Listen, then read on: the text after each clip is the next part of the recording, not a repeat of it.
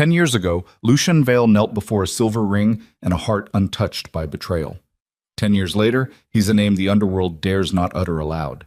And she, Serafina, is still on the run from the ghost of the man she thought had chosen to kill her. When an explosion rips through the quiet street and Lucian rushes into the flames not to save anyone, but because he sees the silver ring dangling around her neck, the ring he gave her, the ring he thought he'd lost forever. Like and comment the name of the city you're watching to let me know how far this story has come. Don't go anywhere. This is a story you can't miss. The ring was still there. Lucian Vale saw it before he saw anything else.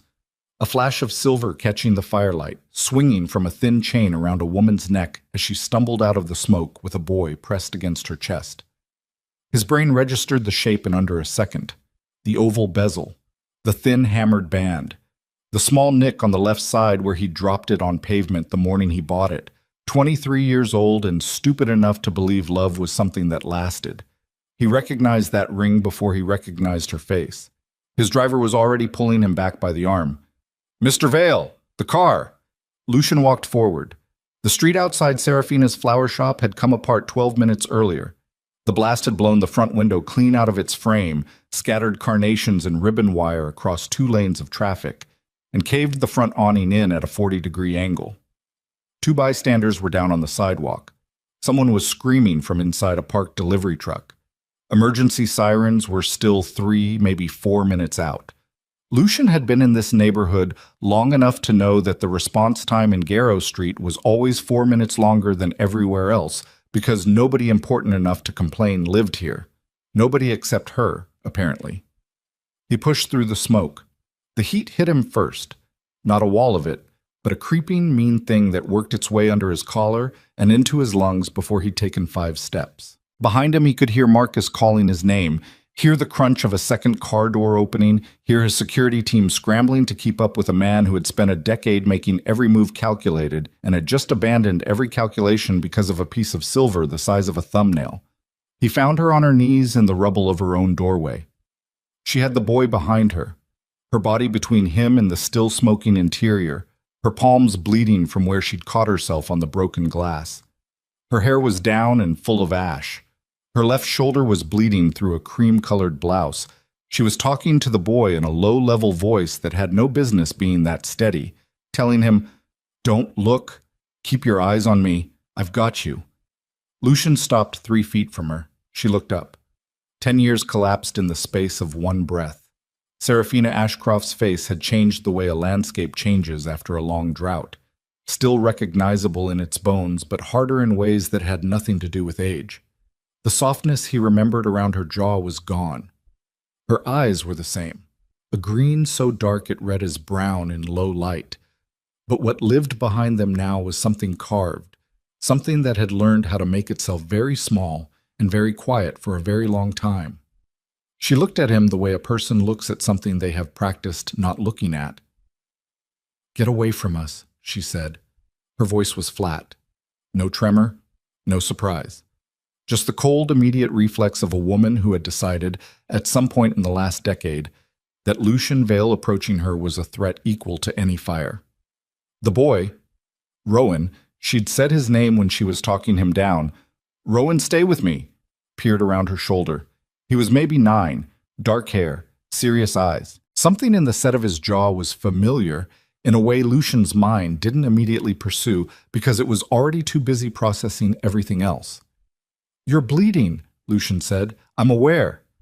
"The building's going to—" The groan of metal above them settled the argument.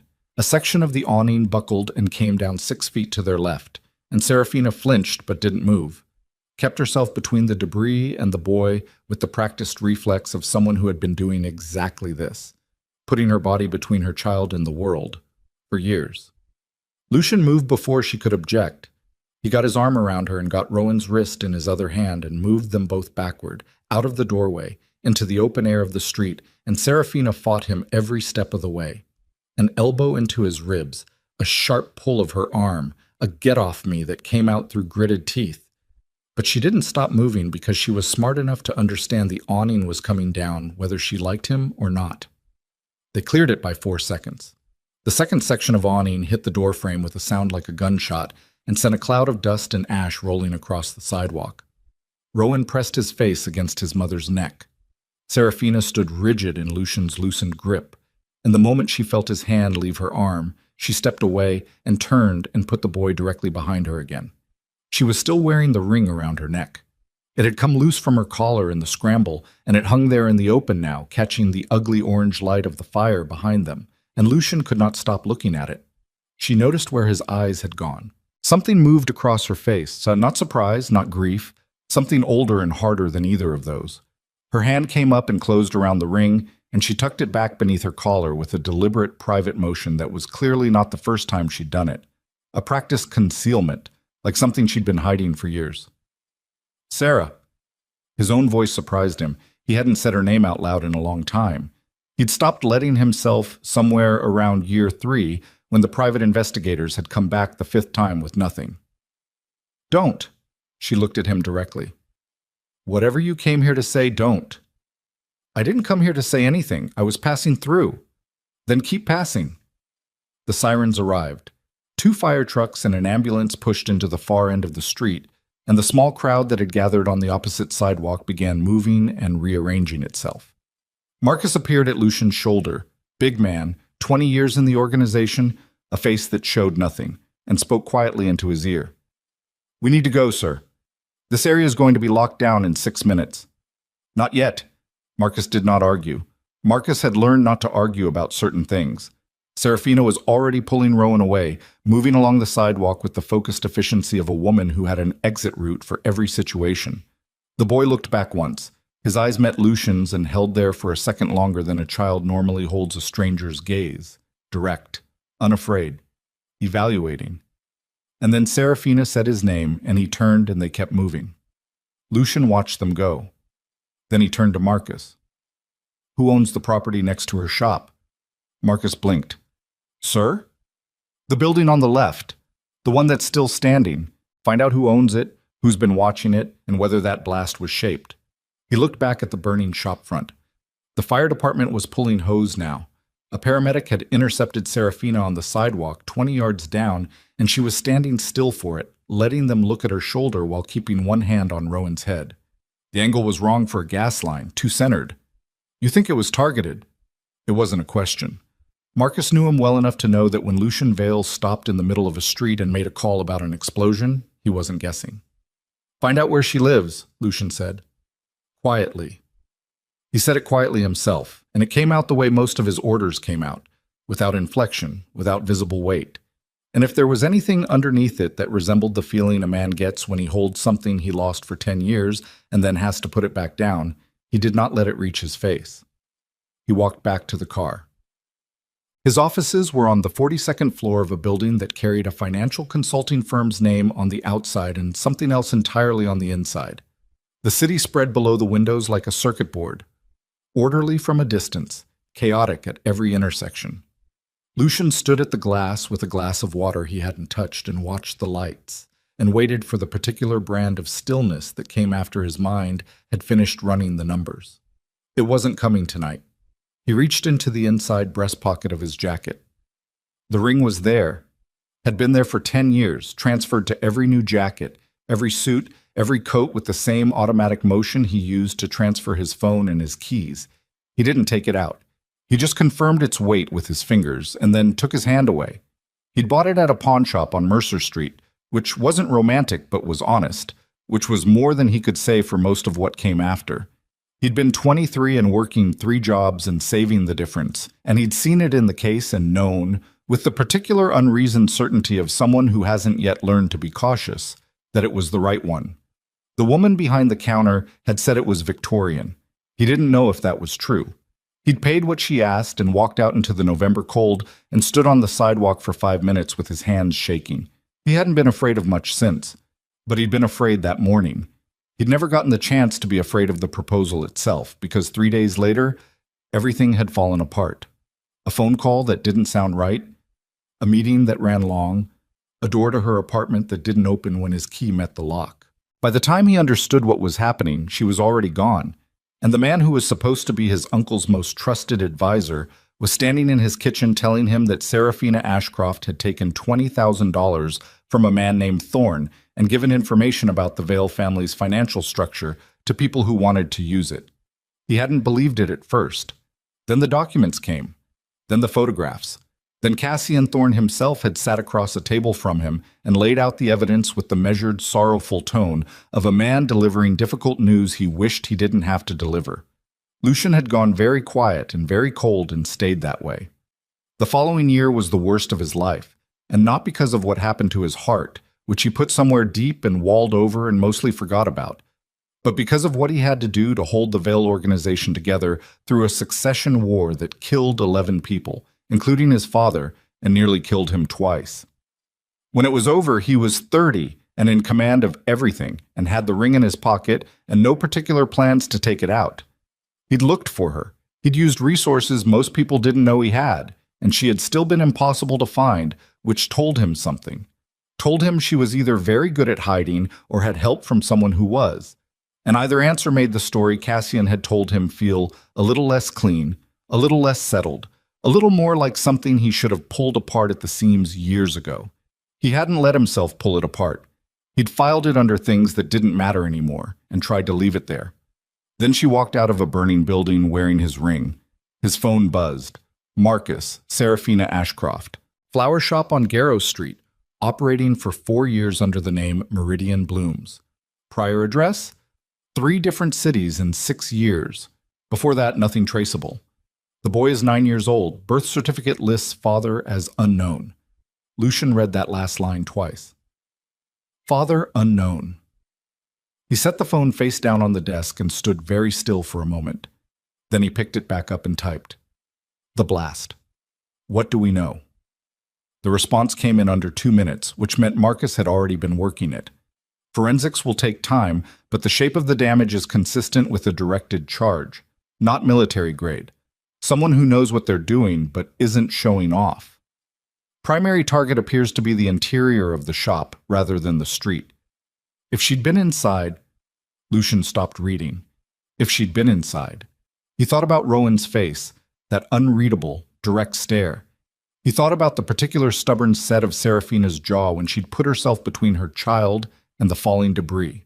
The same way she'd once put herself between Lucian and a man with a broken bottle in a bar they'd had no business being in, back when she thought he was just a reckless kid who couldn't stay out of trouble. He thought about the ring beneath her collar. Find out who built that device, he typed, and find out what she has that someone wants badly enough to blow up a flower shop. He stood at the window for a long time after that. The city below him did not care about any of it. It had its own business to conduct, its own violence to manage, its own debts coming due. Somewhere in it, Serafina was in an emergency room, or a police precinct, or back in her apartment with the door locked and her son asleep and whatever she carried, whatever she'd been carrying for 10 years, pressing down on her in the dark. He had built an empire on his ability to read situations accurately and act without hesitation. He had learned the hard way that the most dangerous thing a man in his position could do was let something personal cloud the calculation. He was very aware that what he was planning to do next was personal. He picked up his jacket, reached into the pocket without thinking, confirmed the weight. Still there. He put the jacket on and walked out. Oh, she didn't answer the first knock, or the second. He knew she was home. He could see the light under the door, could hear the television inside at low volume, could hear the small sounds of a child being settled for the night.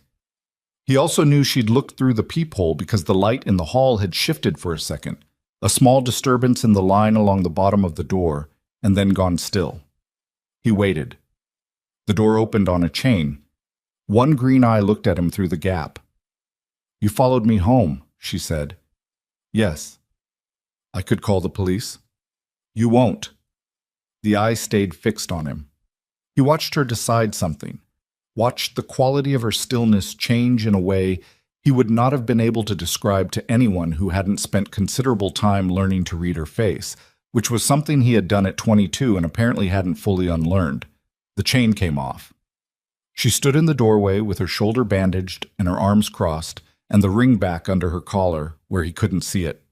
Behind her, the apartment was small and clean and organized in the specific way of someone who has moved enough times to know exactly what's essential. Nothing extra, nothing that couldn't be packed fast. "Rowan's asleep," she said. Not an invitation, a boundary. "I'm not here about Rowan." Something flickered across her face at the boy's name in his mouth. She recalibrated it fast. "Then what?" "Someone tried to kill you tonight," Lucian said. "And it wasn't random."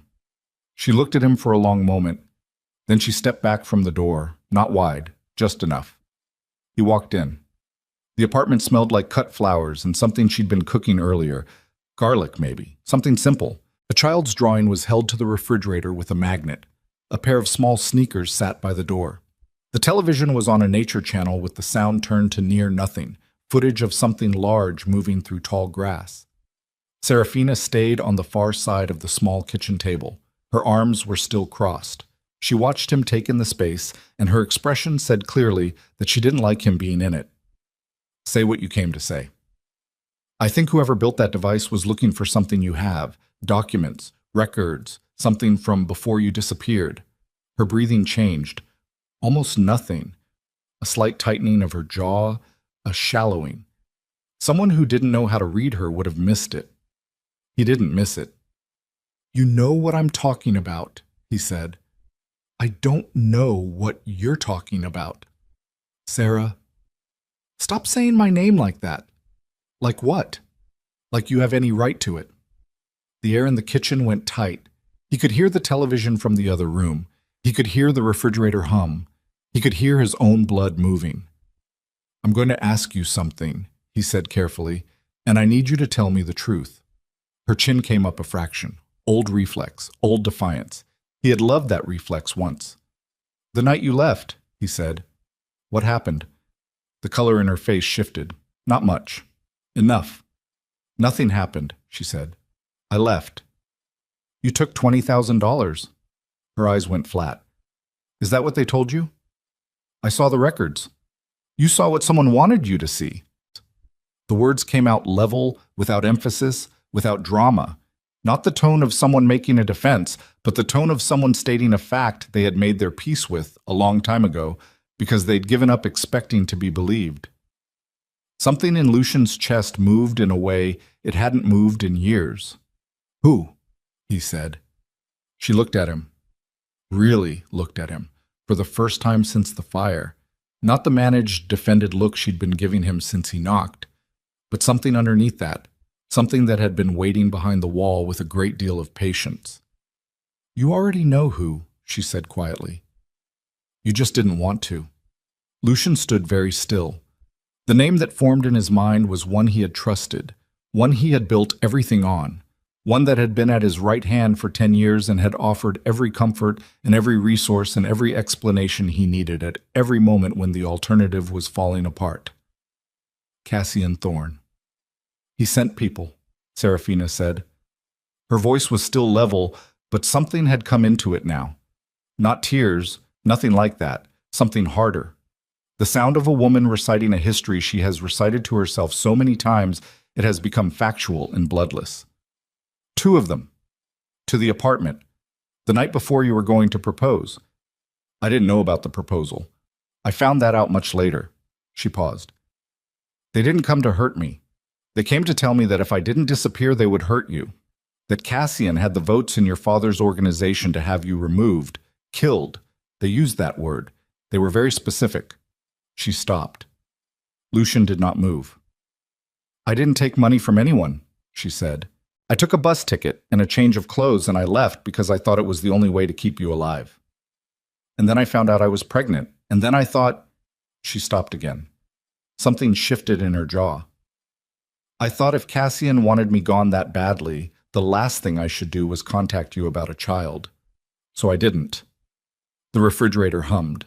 The television murmured. Lucian looked at her across the small table in the small kitchen of the small apartment she had built her whole life inside, and understood that he had wasted 10 years grieving a betrayal that never happened, and that the man who had handed him that grief had been eating dinner at his table every other Thursday for a decade.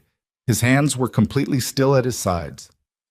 "Is Rowan mine?" he said. The question fell between them like something dropped from a great height.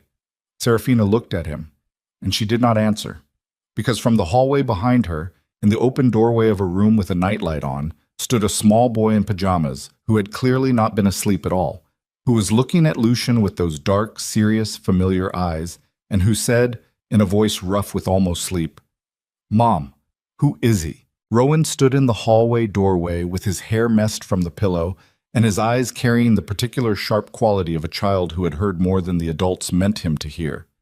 He was holding the door frame with one hand. His feet were bare on the cold floor. He looked at Lucian the way he'd looked at him on the street. That straight, unhurried assessment that had no business living in a 9-year-old's face. "Mom," he said again. "Who is he?" Serafina turned. The movement was controlled, but Lucian could see the cost of it in the set of her shoulders, in the half-second before she got her expression arranged. "Someone I used to know," she said. "Go back to bed. There was an explosion today." "I know. I was there." "Bed." Rowan looked at her. Then he looked at Lucian again. Then he looked at his mother's bandaged shoulder with the matter-of-fact solemnity of a kid who has had to process bad things before and has developed a system for it. "Are you okay?" he said to her. "I'm fine." "You always say that." "Because I'm always fine." "Rowan." Something moved through the boy's face, a small, tired resignation that was too old for him. He looked at Lucian one more time, direct and unashamed, and then he turned and went back down the hall, and the nightlight made a thin line of yellow under his door. The apartment went quiet. Serafina stood with her back to Lucian for a moment. When she turned, her face had been reorganized. Not cold, not warm, just closed in the specific way of someone who has made a decision. "You need to leave," she said. "He's mine." "You need to leave, Lucian. Say it." He kept his voice very quiet. "Look at me and tell me he's not." She looked at him. Her jaw was tight. Her eyes were doing something complicated that she was working to simplify. "What I need to tell you," she said finally, "is that you showing up here tonight does not fix 10 years. It does not fix anything. And whatever you think you're owed, I don't think I'm owed anything. You cannot walk into this apartment and start making decisions about my son's life based on one conversation and a theory about a bomb. It's not a theory. It's not proven." "Sarah." He said her name deliberately, the way she'd told him not to, and watched her absorb the impact of it. "Someone built a device and positioned it to detonate inside your shop during business hours. That is not random. And if Cassian Thorne is behind it, and every instinct I have says he is, then staying here isn't safe for you or for Rowan, and we both know it." She turned away from him, went to the window. The city outside was doing what it always did. Lights, movement, the low, indifferent roar of traffic. And she looked at it with her arms wrapped around herself and her bandaged shoulder angled toward him like something she was trying to protect. "You don't know it's him," she said. "You have a name I gave you. I have a name that fits every piece of this puzzle I've been trying to solve for 10 years. And if you're wrong, then I'm wrong and we figure it out. But if I'm right and you stay here, don't." She turned back. Her voice had gone sharp. "Don't finish that sentence like you're the one who gets to weigh the risks for us. I've been keeping him safe for 9 years without you. Don't walk into my house and act like that changes because you showed up." The words landed where she intended them to. He didn't flinch, but he felt them. "You're right," he said. She blinked. She'd been ready for him to push back. "You kept him safe," he said. "I'm not arguing that. I'm saying that whatever you did before tonight, the situation changed tonight. The people who want what you have know where you live now. They know your face, your shop, your street. You've been running for 9 years and you're very good at it, but running is different when someone's already burned down your starting point." She looked at him. He looked back. The refrigerator hummed. "What do I have?" she said quietly. "You said they want something I have. I think you know." She was quiet for a moment, then, "The files." He waited. Her jaw worked. She looked at the window again, then back. "When Cassian's men came to my apartment, the night they told me to run, I wasn't alone when they arrived. I was in the middle of scanning some documents, financial records. I don't know what they meant. I didn't know then. I had a habit of holding on to things. Information. I grew up poor, Lucian. Information was currency even before I knew what that meant. She stopped. I took what I had on the drive with me because it was already in my bag. I've moved it 6 times. I've never opened most of it. What's on it? I don't know exactly. Account numbers, transfer records, routing codes I don't understand, some correspondence between names I've never heard. How long before the separation did you pull those files? She thought. 2 weeks, maybe. Who gave them to you? I worked for a financial management firm. They were client files. I wasn't supposed to have them. She paused. I think someone left them somewhere I could find them. I think it was deliberate. At the time, I thought I'd just been careless about what I scanned. She stopped. Now I think I was set up to take them. Lucian's mind moved through the implications the way it moved through all high-stakes information, fast, sequential, without sentiment. If someone planted those files on you 2 weeks before Cassian's people came to your apartment, he said slowly, then the timing isn't coincidental. Someone wanted those files out of Cassian's reach, wanted them held somewhere he couldn't access, somewhere he'd have to search for. I've been the hiding place, she said. For 10 years, I've been a filing cabinet. Her voice didn't break. That almost made it worse. Where's the drive? He said. She looked at him steadily. Not here. He nodded. He hadn't expected otherwise. I need to make some calls tonight, he said. I need to know what Cassian's been doing in the last 6 months, what he's been spending, who he's been talking to, whether there's been any movement in the shell structures he uses. He paused. And I need you and Rowan somewhere safe tomorrow morning. I'm not going to your compound. I have other properties. I'm not going anywhere with you. He looked at her. She looked back. The stubbornness in her was real and old, and he had always respected it even when it frustrated him, because it was the same quality that had kept her alive and her son hidden for 9 years, against odds that would have broken most people. Then go somewhere you choose, he said. Tonight. Don't stay here. Take Rowan and go somewhere you haven't been before. Somewhere with no connection to your name, and call me in the morning. He set a card on her kitchen table. Not his personal number. A clean line, one of 6 he rotated. That number is secure. She looked at the card, but didn't pick it up. Lucian. Her voice had changed. Something in it had come loose, very slightly, like a single thread working free from a knot. I need you to hear me when I say this. I didn't leave because I wanted to. I didn't leave because I stopped. She stopped herself, recalibrated. I made the only choice I could make with what I knew at the time, and I have spent 9 years being right about that choice. So don't stand in my kitchen and look at me like I owe you an apology. He was quiet for a moment. I'm not looking at you like that, he said. Then what are you looking at me like? He didn't answer. He picked up his jacket from the chair where he'd laid it, reached into the pocket without thinking, confirmed the weight of the ring with 2 fingers, the way he'd done 10,000 times. She saw it. She saw what he was doing, even though he hadn't taken it out. Her eyes went to his jacket pocket and then back to his face, and something moved through her own face that she didn't manage to close off in time. He walked to the door. Lock up, he said. Don't open it for anyone until morning. And Sarah? He paused with his hand on the knob. Don't disappear again. He left without waiting to see if she'd answer. The call with Marcus lasted 40 minutes and covered ground that made Lucian's jaw ache from keeping it still. He sat in the back of the car while the city moved past the windows and listened to Marcus lay out 6 months of Cassian Thorne's financial activity in the organized, bloodless way that Marcus laid out everything. And what it painted was not a man in semi-retirement enjoying the fruits of a decade's work, but a man who had recently begun liquidating positions, consolidating assets, restructuring accounts in ways that were subtle enough to miss if you weren't looking and obvious enough to understand if you were. Cassian was preparing to move. There's more, Marcus said. Say it. 3 of the shell entities he uses for the European accounts have been accessed in the last 8 weeks from IP addresses we can't pin down. Someone's been doing reconnaissance on the structure.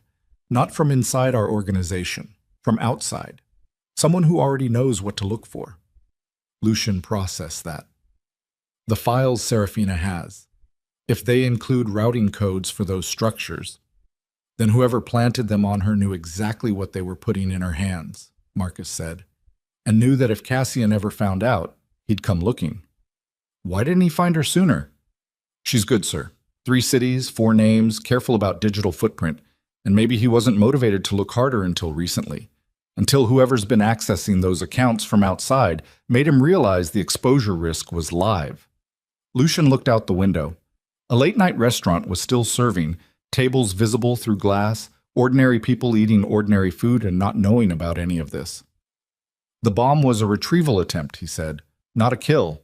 If she'd been inside, yes, but the shape of the blast, you said it targeted the interior of the shop. Consistent with looking for something, flushing her out, or getting access while she ran. But she wasn't inside. No, she was on the street with the boy. So they failed, Lucian said, which means they'll try again. Marcus was quiet for a moment. Sir, if Cassian knows she's in the city, he knows. The shop's been there 4 years. He found her, Marcus.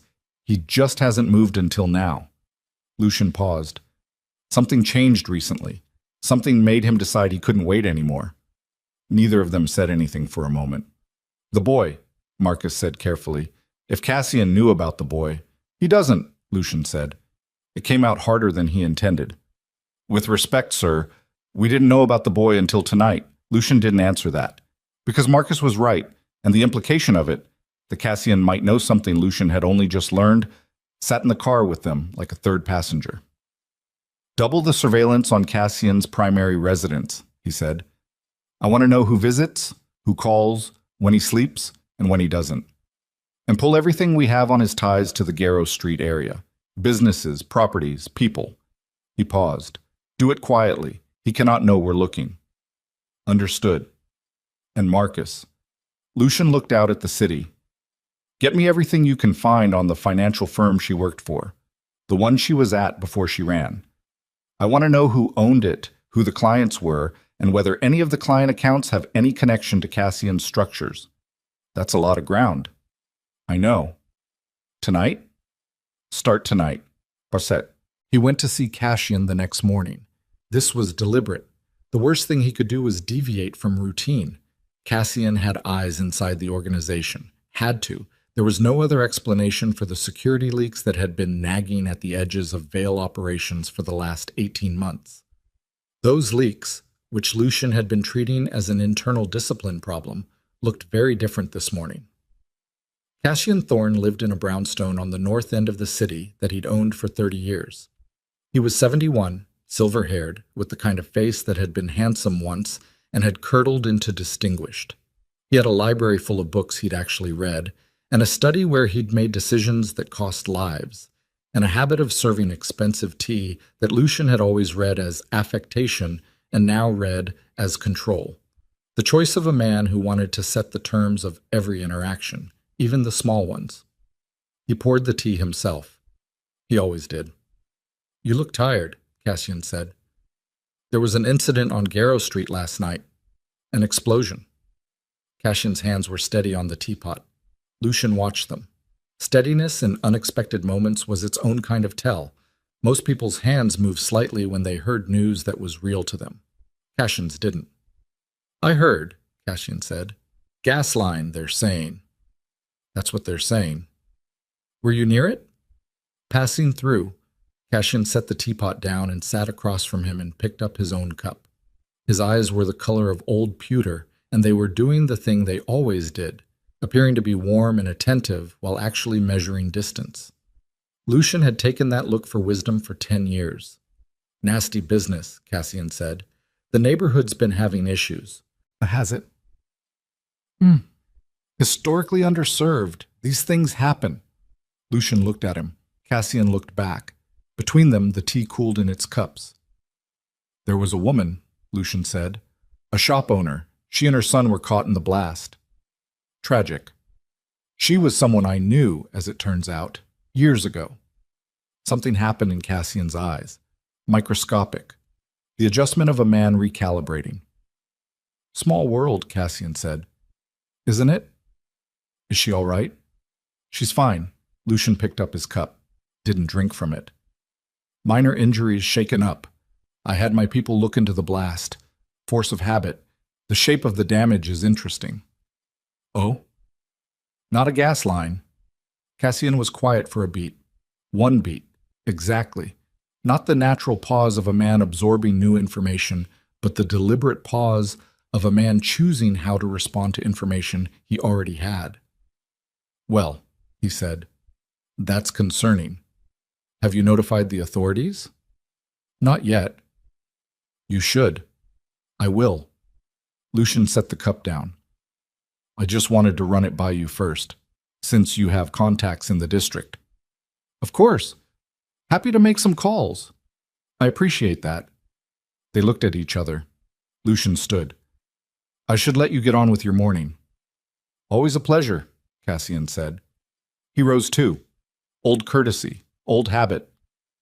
He walked Lucian to the door of the study, and at the threshold he put one hand briefly on Lucian's shoulder in the way he'd been doing for a decade, the avuncular weight of a man who had made himself indispensable through the sustained performance of loyalty.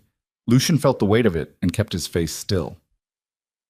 The woman, Cassian said. The shop owner. What was her name? Lucian paused. He had been waiting for this. He had set the hook 12 minutes ago, and he had waited, and here it was. He turned. Why do you ask? Just curious. You said you knew her. He smiled. Old acquaintance. Not important. He left. In the car, his hands were not steady. Marcus was waiting at the office with a folder and an expression that Lucian had learned to associate with information that was going to cost something. The financial firm, Marcus said. Elara Capital Management. Closed 11 years ago. Ownership traced through 2 holding companies to a trust. He paused.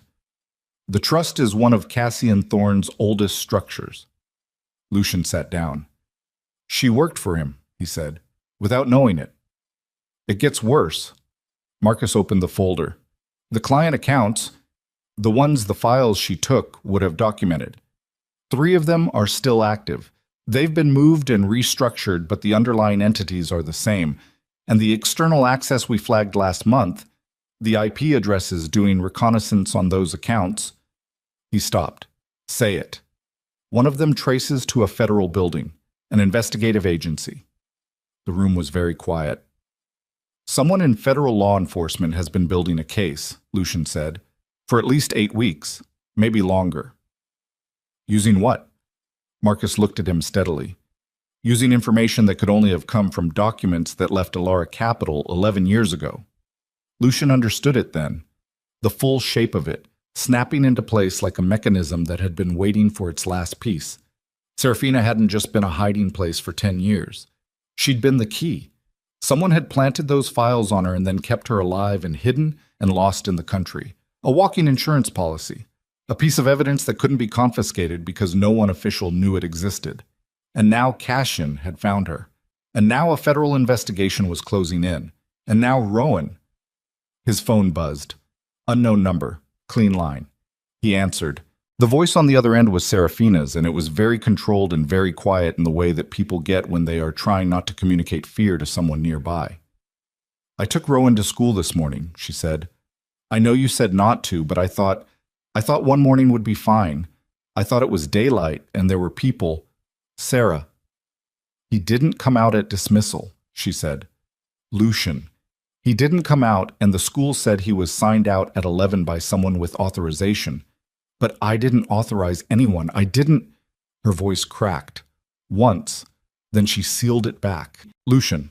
Her voice came through the line a second time, thinner now, the control in it costing her visibly even through a phone speaker. Tell me what to do. He was already standing, already moving toward the door with the phone pressed to his ear and his other hand finding his jacket, and his mind running the numbers with a cold, mechanical speed that was the only thing keeping everything underneath it from becoming something he couldn't use. Where are you right now? He said. Outside the school, on the street. Don't go back inside. Don't talk to the administrators again. Walk to the corner of whatever block you're on and tell me the cross street. He heard her moving. Heard the sound of her shoes on pavement, quick and deliberate. Harmon and 11th, she said. Stay on that corner. Don't use your phone for anything else. I'll have someone with you in 4 minutes. Lucian? 4 minutes, Sarah. Stay visible. Stay in public. He hung up and turned to Marcus, who had been reading his face and was already reaching for his own phone. Harmon and 11th, Lucian said.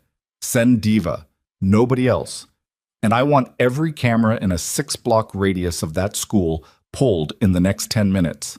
City feed, private, business security, all of it. Whatever shows a child leaving that building at 11 this morning. On it. And get the car. He was in the elevator before Marcus finished the sentence. What? The school was a squat brick building on the east side with a chain-link fence around the yard and a painted mural on the south wall that had been cheerful once and had faded into something ghostly.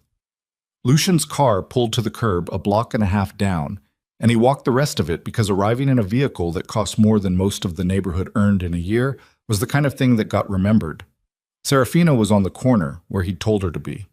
She'd found a doorway to stand in, instinct, cover, sight lines, and she had her arms wrapped around herself and her eyes moving over the street with the rapid, systematic quality of someone who had long ago learned how to scan a space for threat.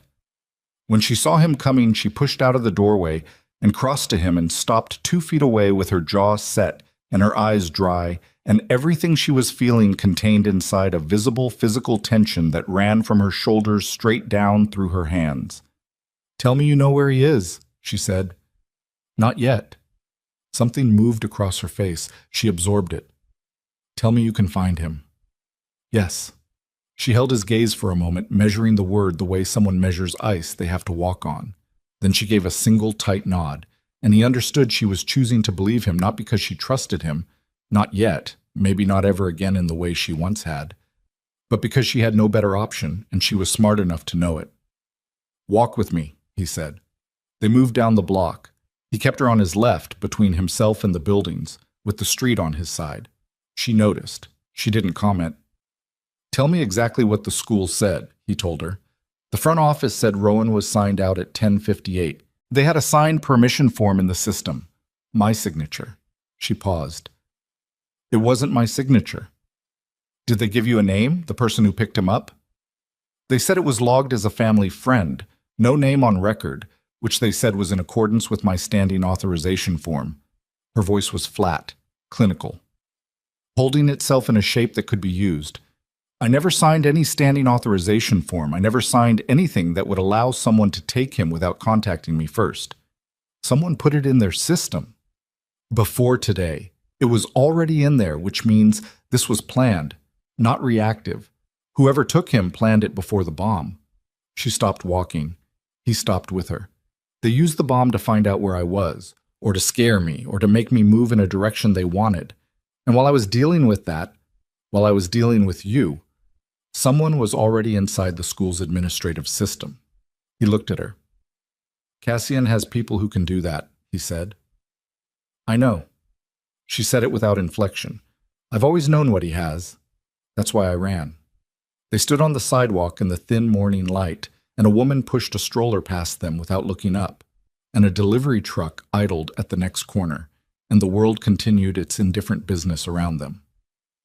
He's using Rowan to get the drive, Lucian said. Yes. Do you have it with you? No. Can you get to it quickly? She looked at him.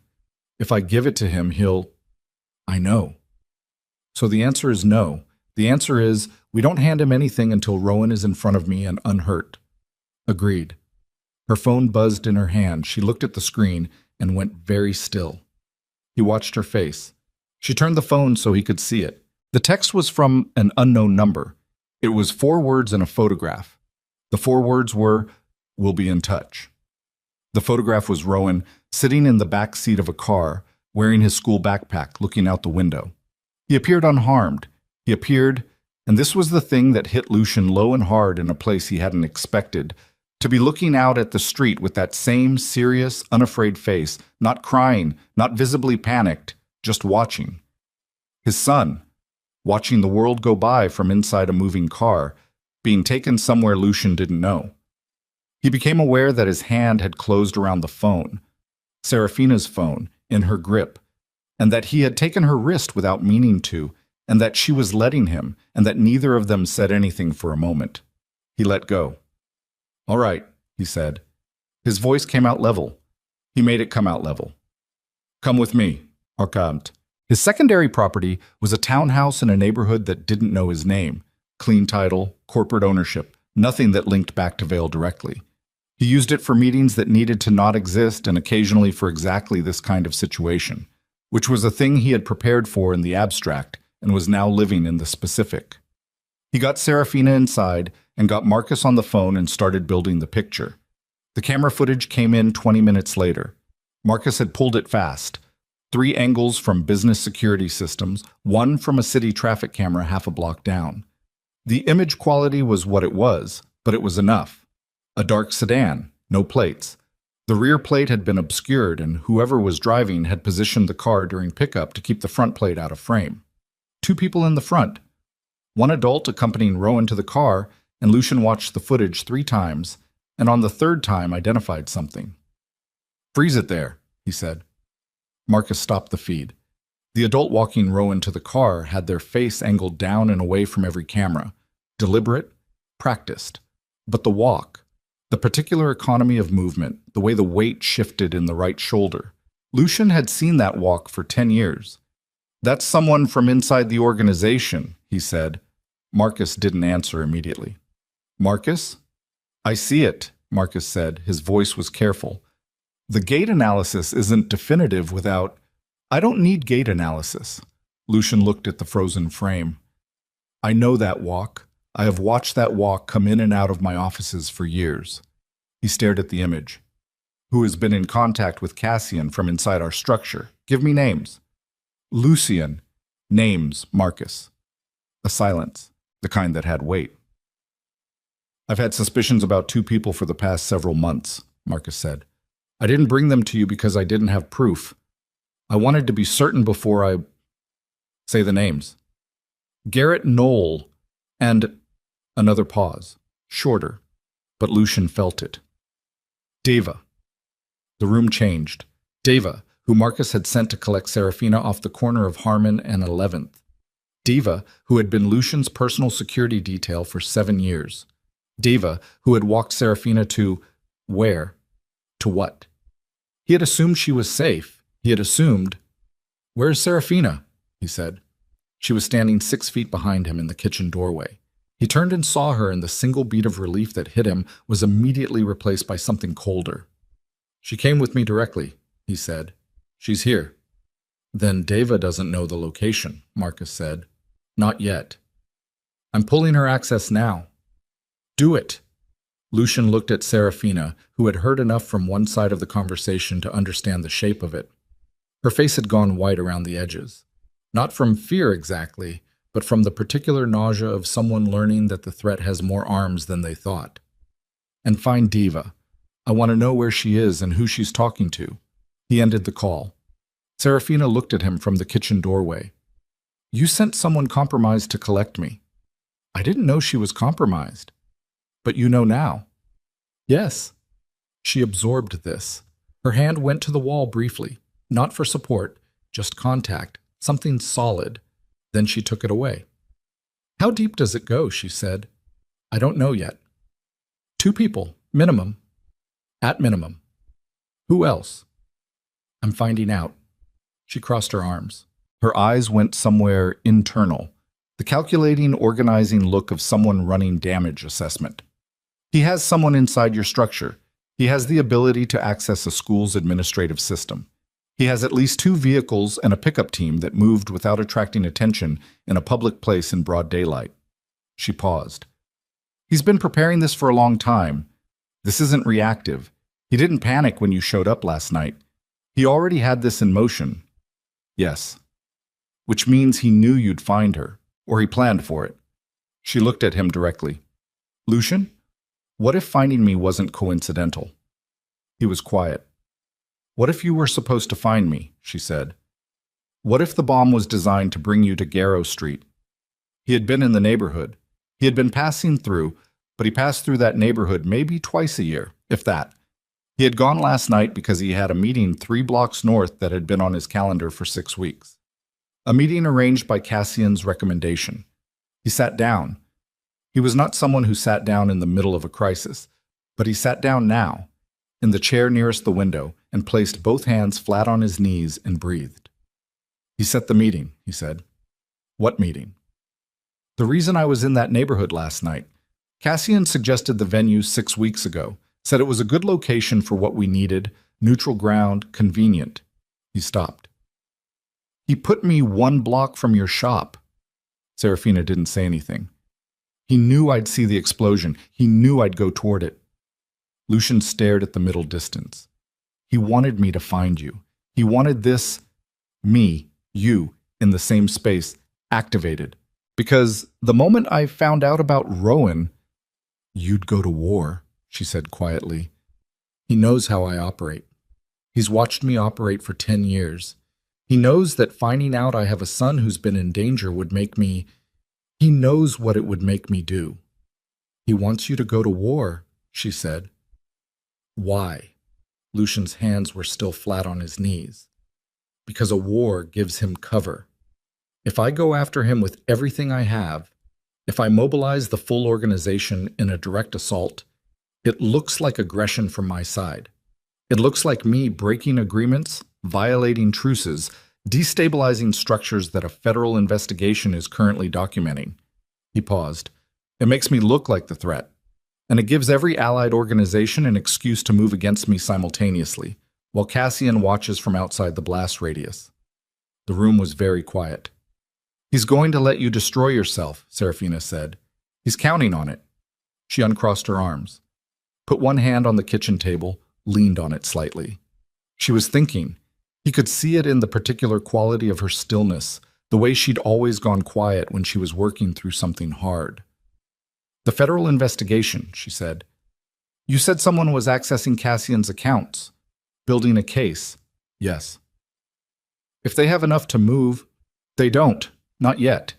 What they have is circumstantial without the documents on that drive. He looked at her. You are the case, Sarah. You've been the case for 10 years. The files you have are the direct link between Cassian's shell structures and the accounts they've been investigating. Without them, they have patterns and theories. With them, they have evidence. She stood up straight. He took Rowan to get the drive, she said. Yes. And if he gets the drive, the federal case collapses. And every witness who could connect him to the original conspiracy is either discredited or gone. She looked at him. He looked at her. He's going to call, she said, with terms. Soon. He needs the drive before the investigators move. He's running out of time, which is why all of this is happening now. The bomb. Rowan. The inside people. He's compressing the timeline because he has to. So we have a window. A small one. Then stop explaining the situation to me, she said, and her voice had changed. The grief and fear still there, underneath, but something harder riding on top of it, something that had been living quietly in her for 9 years of running and surviving and building a life from nothing in strange cities, and figure out how to use it. He looked at her for a moment. Then he picked up his phone. The call from Cassian came at 2:17 in the afternoon, not Cassian's personal number, a clean line, the same carefulness Lucian used himself, and for a moment the parallel sat ugly and close. He let it ring twice before he answered, because answering immediately communicated urgency, and urgency communicated leverage. I've been hoping we'd have a chance to speak more directly, Cassian said. His voice was the same as it always was. Measured, warm at the edges, the voice of a man presiding over a difficult but necessary conversation. Lucian said nothing. The boy is fine, Cassian said. He's had lunch. He's been perfectly calm, actually. Remarkable child. He has your temperament, I think. The hand holding the phone tightened once and then deliberately released. What do you want? Lucian said. You know what I want? Say it anyway. A brief pause. The storage device that Serafina has been carrying for 11 years. It comes to me. The boy goes home. And this whole complicated evening resolves itself cleanly. Another pause. The alternative is a conversation I'd rather not have. You've been planning this since the beginning, Lucian said. The firm, the files, planting them on her before you sent your people to run her out. What was the plan then? Use them if you ever needed leverage. An insurance policy? The silence on the other end lasted 3 seconds, which was a long time from Cassian. You've been busy, he said. The warmth in his voice had receded slightly. Not gone, Cassian never let it go entirely, but receded. I underestimated how quickly you'd put it together. You overestimated how long it would take me to look at you clearly. I gave you everything, Lucian, the organization, the infrastructure. 10 years of my... You gave me a lie I was willing to live inside, Lucian said. That's different. The result was the same. The result was never the point. Another silence. Different quality. Not calculation this time, but something else. Something that might have been genuine, in the way that a man who has spent his life performing sincerity sometimes accidentally produces it. The drive, Cassian said. I'll give you until 6 o'clock. I need more time. You don't. 6 o'clock, Lucian. The address will come to this number. A pause. Don't bring your people. I'll know if you do. The line went dead. Lucian set the phone on the table. Serafina was across the room, watching him. She'd heard his side of it, and she was doing the math the same way he was. 6 o'clock, she said. Yes. He'll kill us both at the exchange. The drive, then us. Then Rowan is a loose end with no one left to protect him. I know. So we don't go to the exchange. We have to go to the exchange. She stared at him. Lucian, we have to go, he said, because Rowan will be there. He needs us to come. He needs to believe the exchange is real long enough for us to get to Rowan. He paused.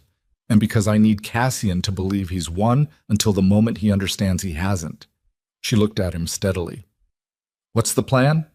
He reached for his phone again. There was a number he had not called in 4 years. A number belonging to a woman named Iris Vane, who worked for the federal agency that had been building its case in the dark, who had reached out to him twice through back channels and been turned away twice, and who was, as of 8 weeks ago, actively accessing Cassian Thorne's financial architecture from a federal building. He had the drive, or he would have it in the next 2 hours, when Serafina retrieved it.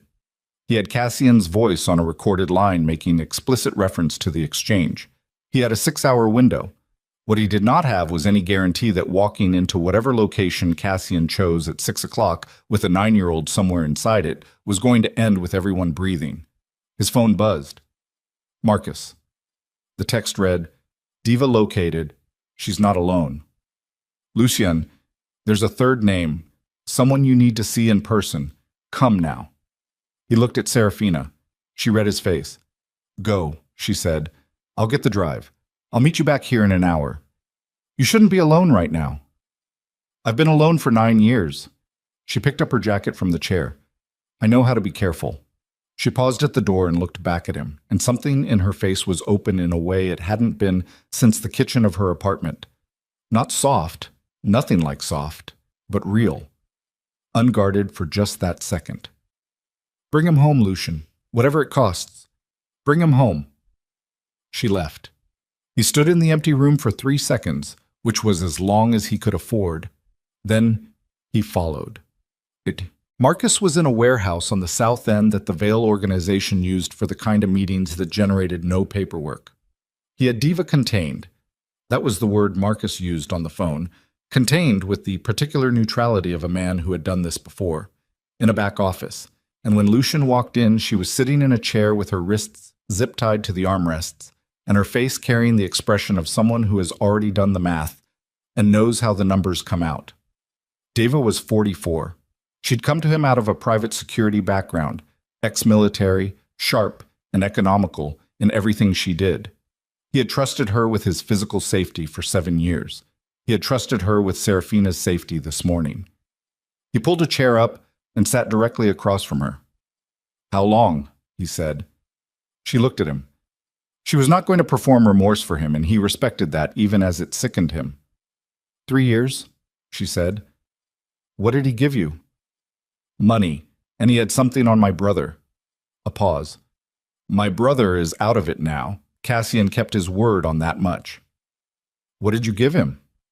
Schedules, security rotations, safe house locations. She held his gaze. I didn't give him anything that got anyone killed. You gave him Serafina's location this morning. I gave him confirmation that she was with you. He already knew where she lived. She paused. I'm sorry for that. You're sorry. I know what that's worth. He breathed. In through the nose, out slow, the way he'd trained himself to do when what he wanted was to put his hand through a wall. The third name, he said. Marcus said there was a third name. Diva looked at him. Something moved through her face. Not reluctance, something more complicated. The look of someone about to deliver information they understand will change the room. Cassian has a contact inside the federal investigation, she said. Someone who's been feeding him the timeline on the case, telling him how close they are, what they're looking for, when they plan to move. She paused. That's why he compressed the timeline. The investigator told him they were planning to seek a warrant within the next 10 days. Who is it? Her name is Iris Vane, Diva said. Lucian went completely still. Iris Vane, the woman he'd been about to call, the federal contact he'd been building his entire plan around. The back channel he'd decided 20 minutes ago was his best remaining option to get Cassian into custody before 6 o'clock. She's been running both sides, Diva said. She built the case file to keep Cassian informed about what was on record and what wasn't. When the drives surfaced in their surveillance, when they realized Serafina might have the original documents, Vane told Cassian immediately. That's what started all of this. That's what put the bomb on Garrow Street. The silence in the room was absolute. Every play he'd had left was gone. The federal route closed. The exchange, a trap. His organization, compromised at least 3 deep. His son in the hands of a man who had been playing this game longer than Lucian had been alive, and a clock counting down to 6 o'clock, and Serafina somewhere in the city alone retrieving a drive that was the only thing standing between Cassian Thorne and complete erasure of every crime he had ever committed sat in Serafina's bag somewhere in the city, and Lucian had exactly one move left, and it was a bad one. He stood up. Diva watched him from the chair. Her wrists were still zip-tied to the armrests, and she watched him with the flat, accepting look of someone who has already filed away their own outcome and is simply waiting for the paperwork to catch up. The exchange location, Lucian said. You know where it is. No. Diva. I don't. He compartmentalizes. I got schedules and rotations. I didn't get operational details. He believed her. Cassian was too careful to hand a single asset the full picture. His other properties, Lucian said. The ones not in any filing. The ones you heard about. She thought. He watched her think, not performing thought, actually sorting through what she had. There's a facility south of the city, she said. Old freight distribution center. He used it twice in the 3 years I was working with him. Once for storage, once for something I was told not to ask about. She paused. It's registered to a company called Halvard Logistics. I heard the name once and remembered it because it was unusual. He looked at Marcus. Marcus was already on his phone. Lucian walked to the door, stopped, turned back. Your brother, he said. Is he clear? Diva looked at him. Something moved in her face. Yes. Then we're done. He left her sitting in the chair. Marcus would handle the rest. Marcus handled everything, which was something Lucian had always counted on, and was now examining with the new, uncomfortable awareness that he had counted on Diva for 7 years as well, and before that there had been other people, and the entire architecture of trust he had built his empire on was a structure with more rot in it than he'd been willing to see. He called Serafina from the car. She picked up on the second ring. I have it. Get back to the townhouse. Don't stop anywhere. I'm 10 minutes out. Go faster. A pause. He heard the sound of her moving, the ambient noise of the street shifting as she changed pace. What happened? She said. Vane is compromised. She's been feeding Cassian the investigation timeline. We can't use her. The silence on her end lasted about 4 seconds. So we have no federal angle, she said. Not through her. Is there another way in? I'm working on it. He was. His mind was pulling at the problem from every available angle, looking for the edge that wasn't Vane, looking for the thread inside the federal structure that ran through a different hand. "Get back to the townhouse. We have less than 4 hours." Quote. She was already there when he arrived, sitting at the kitchen table with a small, waterproof case in front of her.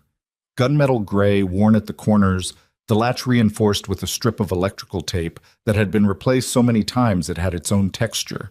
The drive was inside it. He could tell by the way she kept one hand on the table next to it, not touching it, but proximate. The posture of someone who has carried something for so long that proximity has become reflex. He sat across from her. They looked at each other. "Open it," he said. She opened the case. The drive was a standard thumb drive in an anti-static sleeve, unremarkable in every physical way, the kind of thing you'd find in the bottom of a desk drawer and not think twice about. She set it on the table between them. He didn't touch it either. "If we plug that in," he said, "and what's on it is what I think it is, routing structures, account numbers, transfer records going back 11 years, then it's the direct evidentiary link between Cassian's shell companies and every financial crime he's committed since before he took control of those structures. Money laundering, wire fraud, conspiracy charges that would take a federal prosecutor about 6 months to build into something airtight. But Vane is the federal contact. Vane is one contact." He looked at the drive. "There are other agencies, other investigators who've been working adjacent to this space, Organized Crime Task Force, Financial Crimes Unit. Vane is FBI. This material could go to the Treasury's Enforcement Division, and she'd have no jurisdiction over it." Serafina looked at him. "Do you have a contact there?" "I have a contact who has a contact," he paused. "It's thinner than I'd like." "How thin?" "A man named Corso. He was a financial crimes investigator for 12 years. He left federal service 3 years ago and now works private compliance consulting. I've had 2 conversations with him about unrelated matters. He was thorough and he was honest, which means he's probably bored in the private sector." Lucian looked at the drive. "If I can get him the material on that drive and enough context to understand what he's looking at, he has former colleagues who still work the financial crimes desk. People who are not Vane. People who could potentially move fast enough to matter." How fast is fast enough? Before 6 o'clock. He checked the time. 3 hours and 40 minutes. "It's tight." "Everything about this is tight." "Yes." She was quiet for a moment. Then, "What about Rowan?" "We still have to go to the exchange." "With no backup." "With whatever we can put together in the next 3 hours." He met her eyes. "I know what I'm asking.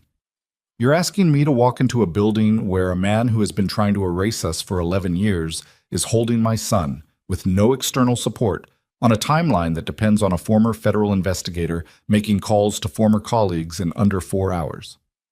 "Yes." She looked at him steadily. "Okay."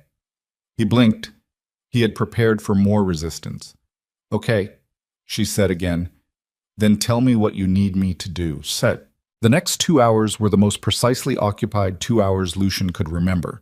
Marcus ran the Halvard logistics property, confirmed the freight center, confirmed it had been maintained with recent utility activity, confirmed 2 vehicles registered to a Cassian-adjacent shell company had been logged in that area by traffic cameras in the last 48 hours. The location was real.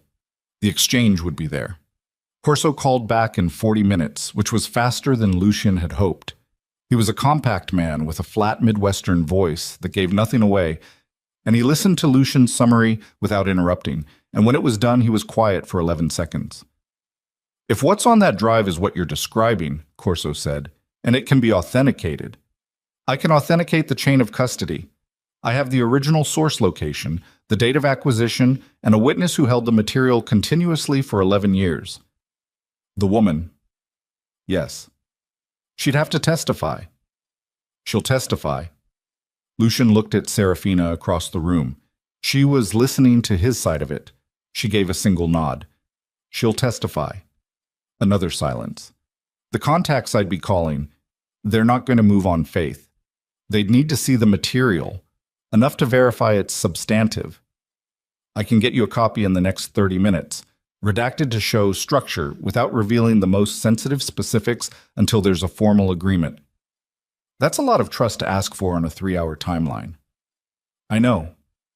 Vane is going to find out. If this reaches the financial crimes desk and it's real, she's going to know. Yes. That exposes her. She'll move to protect herself. Yes. And Cassian will know that she's been exposed, which is why it needs to happen simultaneously with the exchange, not before. The moment the material reaches your contacts, I need to be at the exchange location. Corso was quiet again. You're running a 3-hour clock on a coordinated action with no margin for error, using contacts you've never worked with, on material you've never verified, in a situation where if any single part fails, I know what the failure state looks like, Lucian said. I'd rather know than not. A pause. Send me the copy. I'll make the calls. Lucian ended the call. Marcus already had the redacted file prepared.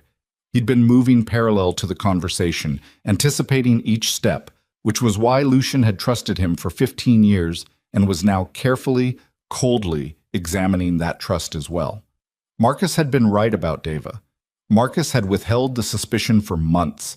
That was a conversation for another time, if there was another time. He sent the file to Corso. 3 hours and 8 minutes to 6 o'clock. He looked at Serafina.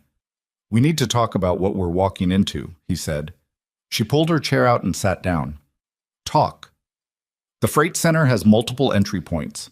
Loading dock on the south side, main personnel entrance on the east, 2 fire exits that may or may not be alarmed.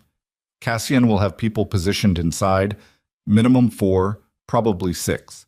He'll have Rowan somewhere accessible to him but not immediately visible to us. The exchange protocol will be designed to put us in a position where we hand over the drive before we see Rowan, because the moment we have eyes on Rowan and confirm he's unharmed, our leverage calculation changes. So we don't hand over the drive until we have Rowan. He won't agree to that. Then we fake it. Lucian looked at her. What? She reached into her jacket pocket and put a second drive on the table next to the first. Standard thumb drive, same form factor, same color. She'd bought it. He didn't know when, sometime in the last 2 hours, while he wasn't watching every move. I was a financial management clerk for 2 years, she said. I know what account documents look like. I've had 11 years to think about what's on that drive. She paused. I can put together something that looks real for the first 30 seconds of inspection. It won't hold up to serious verification, but 30 seconds is enough time to get Rowan to the door. He stared at her. You've been preparing for this. I've been preparing for the version of this where I had to do it alone. She looked at him evenly. Having you here changes the math. It doesn't change the principle. He picked up the decoy drive, turned it over. It was identical in weight and appearance to the real one. She'd stripped the casing and repackaged it to match, which required tools and time and the kind of methodical precision that people develop through years of operating without a net. He set it down. All right, he said. We use the decoy for the handoff. The moment Rowan is between us and the door, we move. He paused. Cassian will realize the switch within minutes. We only need minutes. His people will be between us and the exit. Then we deal with his people. She said it the same way she said everything. Level, unornamented, without performance. He had loved her at 22 for the softness that existed underneath the steadiness. He understood now that what he was looking at was the steadiness itself, stripped of everything else by 11 years of necessity, and it was, he did not have a better word for it, formidable. Can you fight? He said. I've been taking classes for 6 years. A pause. I'm not you, but I can create space. That's all I need. She nodded. Then, Lucian? She paused. If something goes wrong in there, if it goes wrong, and there's a choice between Rowan getting out and either of us getting out, don't. I'm finishing the sentence. I know what the sentence is. Then we agree, she said. He looked at her for a long moment. We agree, he said. The address came to his phone at 5:43. Halvard Logistics, exactly as Marcus had found it. South of the city, an 8-minute drive from their current position in light traffic. Marcus handed him a Sig Sauer and a hip holster and a second weapon, compact, which Lucian passed to Serafina. She checked the magazine with the practiced efficiency of someone who had done it before, which surprised him, which he didn't show. "Where'd you learn that?" he said. "Third City," she said. "There was a woman at the range on Tuesdays and Thursdays who was also running from something. We didn't ask each other questions." She racked the slide, confirmed the chamber, clicked the safety. "She was a good teacher." They got in the car. Lucian sent a text to Corso. "Moving to location. Clock starts now." Corso's reply came back in under 30 seconds. "Contacts confirmed. Moving parallel. Vane flagged internally as of 5 minutes ago. You have a window." He showed the text to Serafina.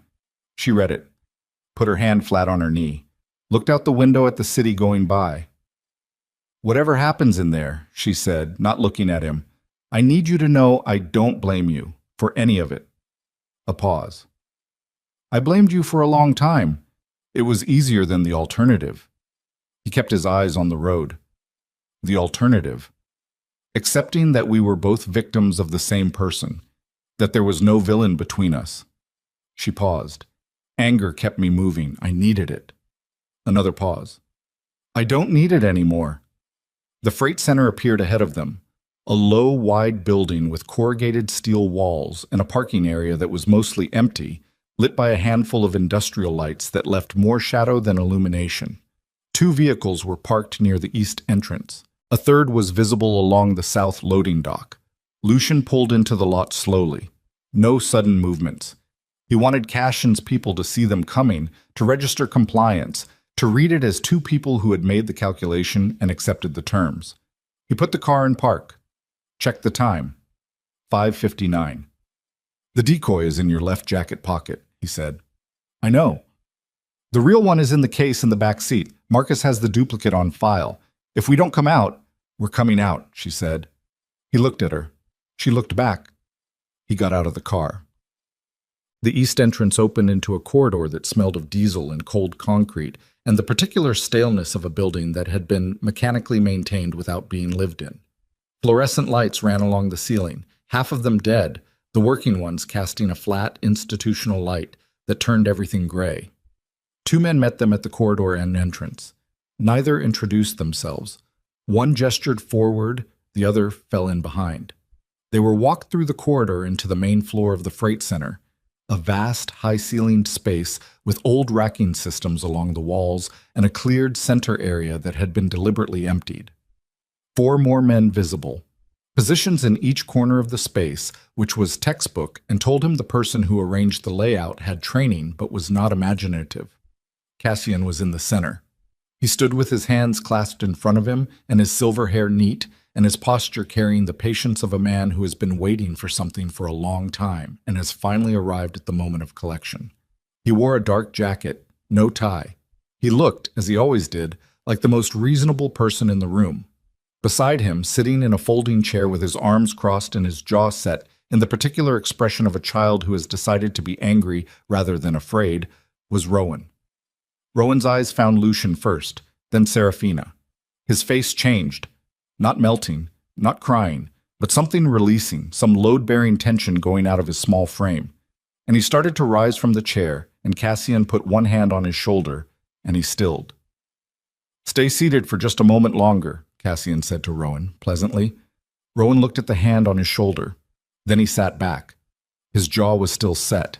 "My son," Lucian thought, and the thought hit somewhere unprotected, and he sealed it down. "You came alone," Cassian said, looking at Lucian now. "I appreciate that." "You said to." "I said I'd know if you didn't. There's a difference." A slight pause. "But you're here, and you appear to have honored the terms, so." He spread his hands, the gesture of a reasonable man being reasonable. "The drive." Lucian didn't move yet. "The boy first." "Lucian." "The boy walks to his mother, then you get the drive." Cassian looked at him for a moment. The warmth in his eyes had the specific quality of warmth that was a choice, maintained, deliberate, performative in the way of someone who had worn a face for so long they'd forgotten the effort of it. "That's not the order of events I had in mind," Cassian said. "It's the order we're doing." A silence. The 4 men in the corners were still. The 2 who had walked them in were behind them, 6 total, plus the 2 by the vehicles outside. 8, possibly more he hadn't seen. You don't have leverage here, Cassian said. Neither do you, Lucian said. Not the kind you need. You need the drive. The drive doesn't come to you until the boy is with his mother. That's not negotiation. That's the condition. Cassian looked at him. Then he looked at Serafina, who was standing at Lucian's left, with her hands at her sides and her face showing nothing. Then he looked down at Rowan. Go to your mother, he said. Rowan was up before the sentence finished. He crossed the space fast, not running, the dignity of a 9-year-old who had decided not to run. And Serafina went to one knee and caught him and held him, and he put his face against her neck, and she closed her eyes for exactly 1 second. Lucian kept his eyes on Cassian. The drive, Cassian said. Lucian reached into his jacket, removed the decoy, held it at his side. Before I hand this over, he said, I want to hear you say it. Cassian's expression shifted, slight. Say what? Why?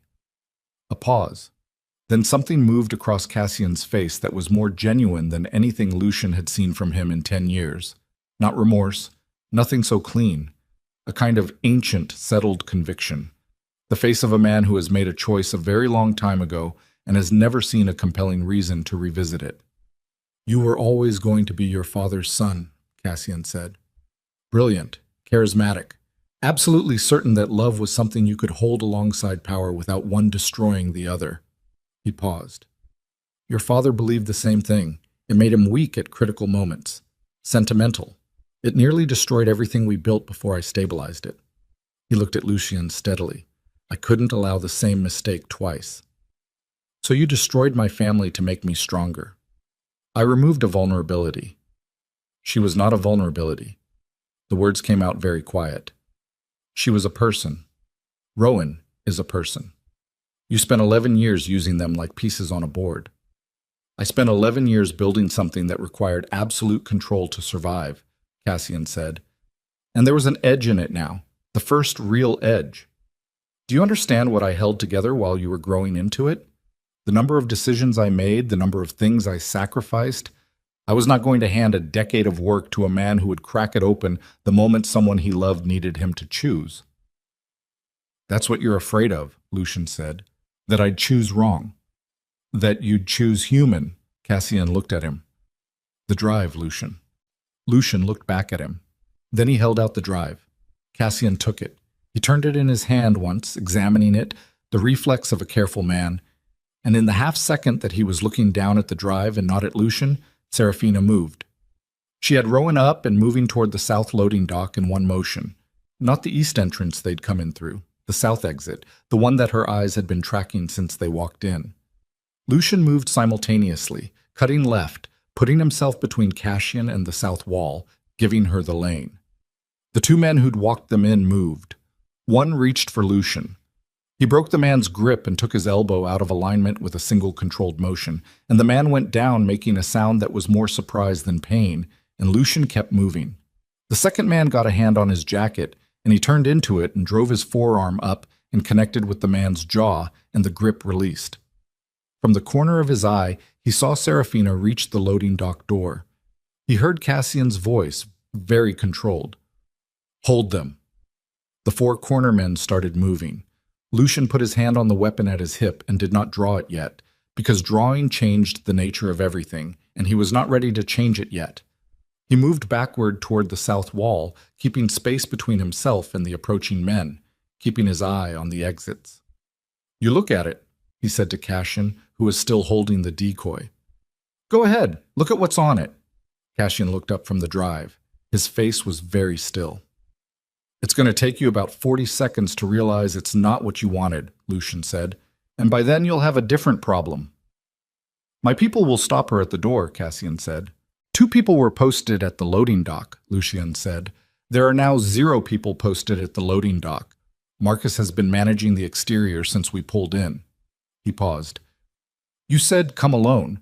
You didn't say anything about my people being nearby. Something moved through Cassian's face. The first fracture. The real drive, Cassian said. His voice was still level. Lucian, whatever you think happens next, well, What happens next, Lucian said, is that a financial crimes investigator is sitting with a team of people who are not Iris Vane, who has been burning through the material on a verified copy of that drive for the last 2.5 hours, and who filed for an emergency warrant at 5:48 this evening. He paused. Vane is already in a room answering questions. That happened at 5:35. The four men had stopped moving. They were reading the situation the way trained men read it, looking for the actual threat vector, recalculating. Cassian stood very still. "You're bluffing," he said. "Check your phone," Lucian said. "Vane hasn't answered in the last 40 minutes, has she? I'd imagine that's been sitting in the back of your mind." A silence. Something went out of Cassian's face. Not the composure. The composure held, it would always hold. It was the structure of the man. But something underneath it. The particular light of a person who has believed, up until this moment, that they have controlled every variable. "You can't prosecute me on a copy," he said. "We have the original. Chain of custody. 11 years of documented possession by a single individual who will testify under oath. Plus the original source location, plus the financial firm's archived records, plus the last 40 minutes of your own conversation recorded on a line that's been open to the financial crimes desk since the moment I walked in that door." Lucian touched the collar of his jacket, a small device the size of a shirt button. "You've been explaining your methodology to a federal record for 40 minutes, Cassian." The room was very quiet. Then Cassian smiled.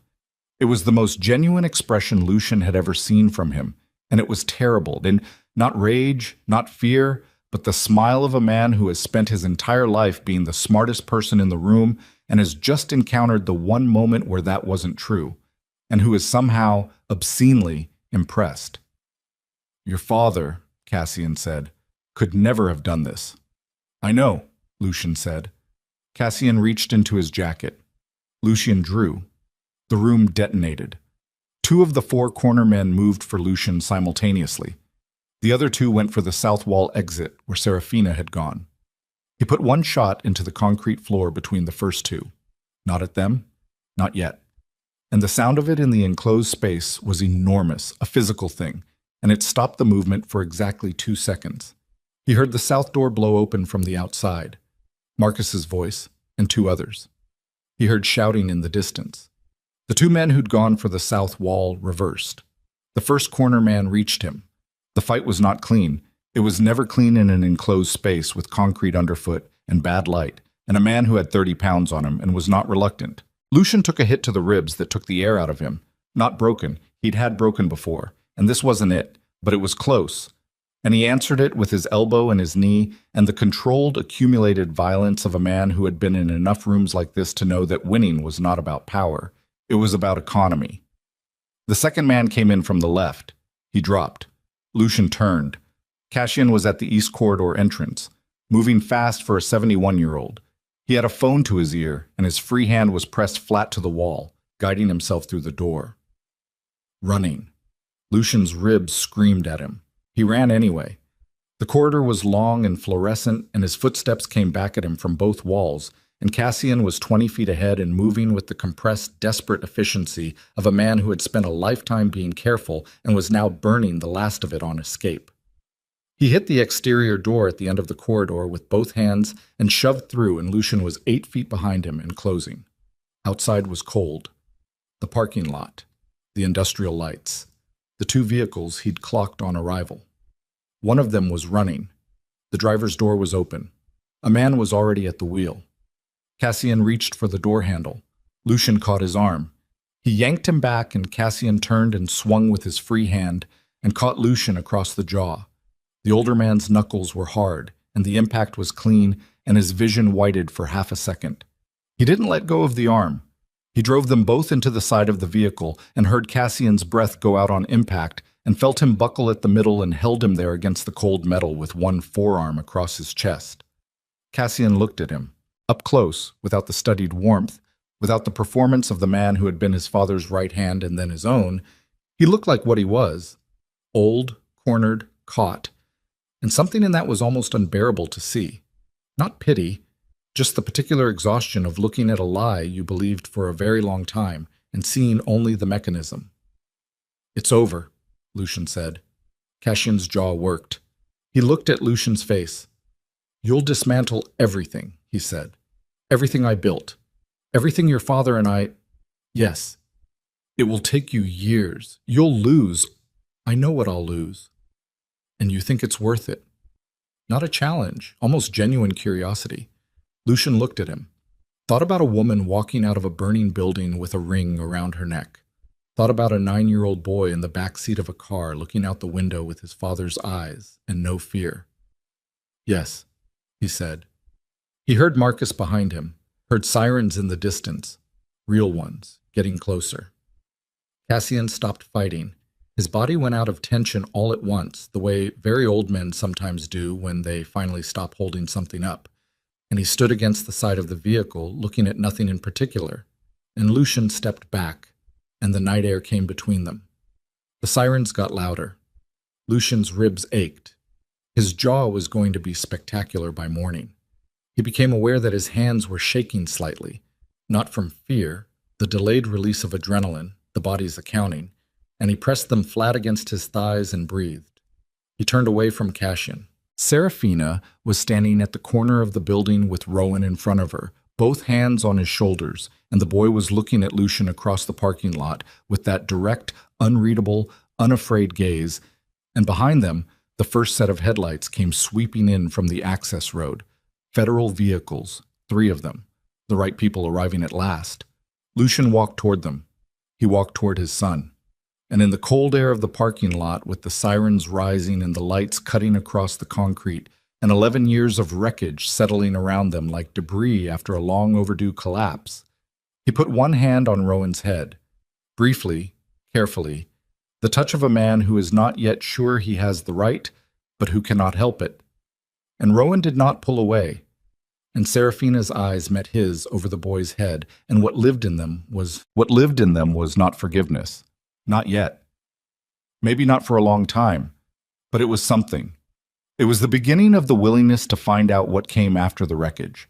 And for right now, in this parking lot with the federal vehicles pulling in, and Cassian Thorne standing against the side of a car with his hands at his sides, and the performance finally, irreversibly over, that was enough. That was more than Lucian had believed he would ever have again. He kept his hand on Rowan's head. Rowan let him. The next 4 hours were institutional and ugly and necessary. They separated everyone at the scene, standard procedure, which Lucian had anticipated and did not fight. He was put in the back of a federal vehicle while Serafina and Rowan were taken in a separate car, and he sat in the cramped back seat with his jaw swelling and his ribs making their displeasure known on every inhale, and gave a precise, detailed account to 2 agents who introduced themselves and whose names he immediately filed and held.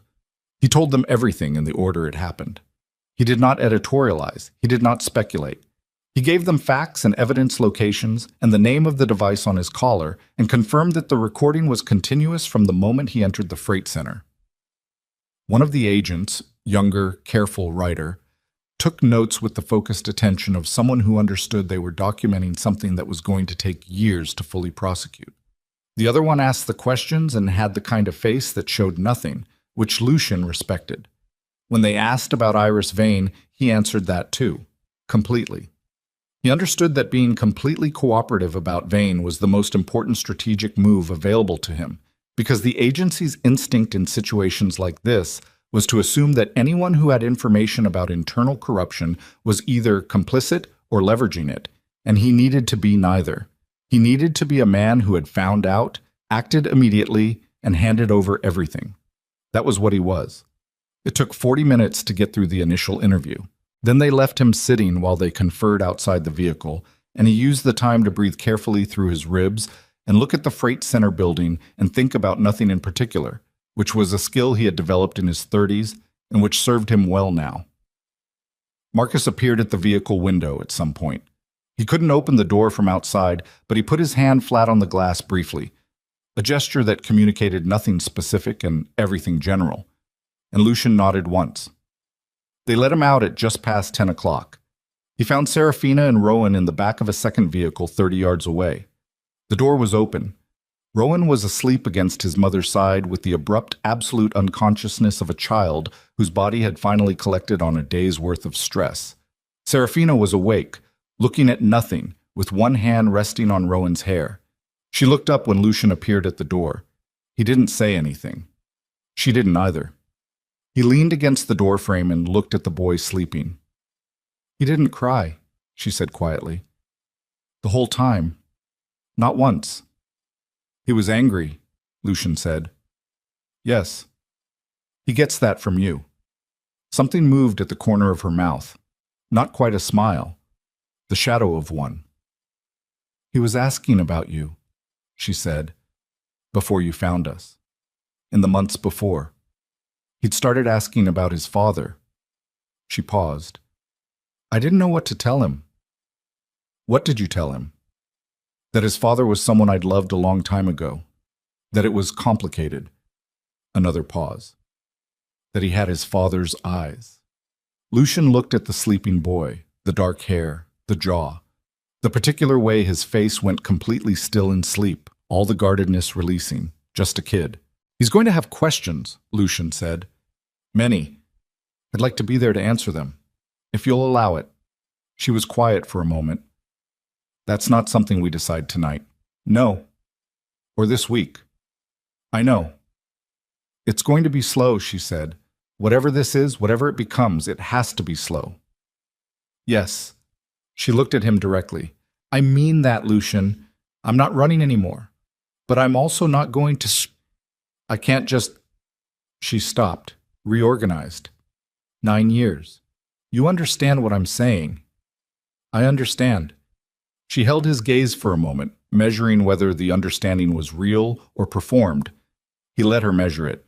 He had nothing to perform. "Okay," she said. He straightened up from the doorframe. "I'll arrange a car, he said, "to take you both home. Or somewhere else, if you want somewhere else tonight." "Home is fine," she said. "The apartment is fine." He nodded, started to turn. "Lucian." Her voice quiet enough not to wake Rowan. He turned back. She was looking at him with her hand still on her son's hair, and the expression on her face was something that didn't have a clean name.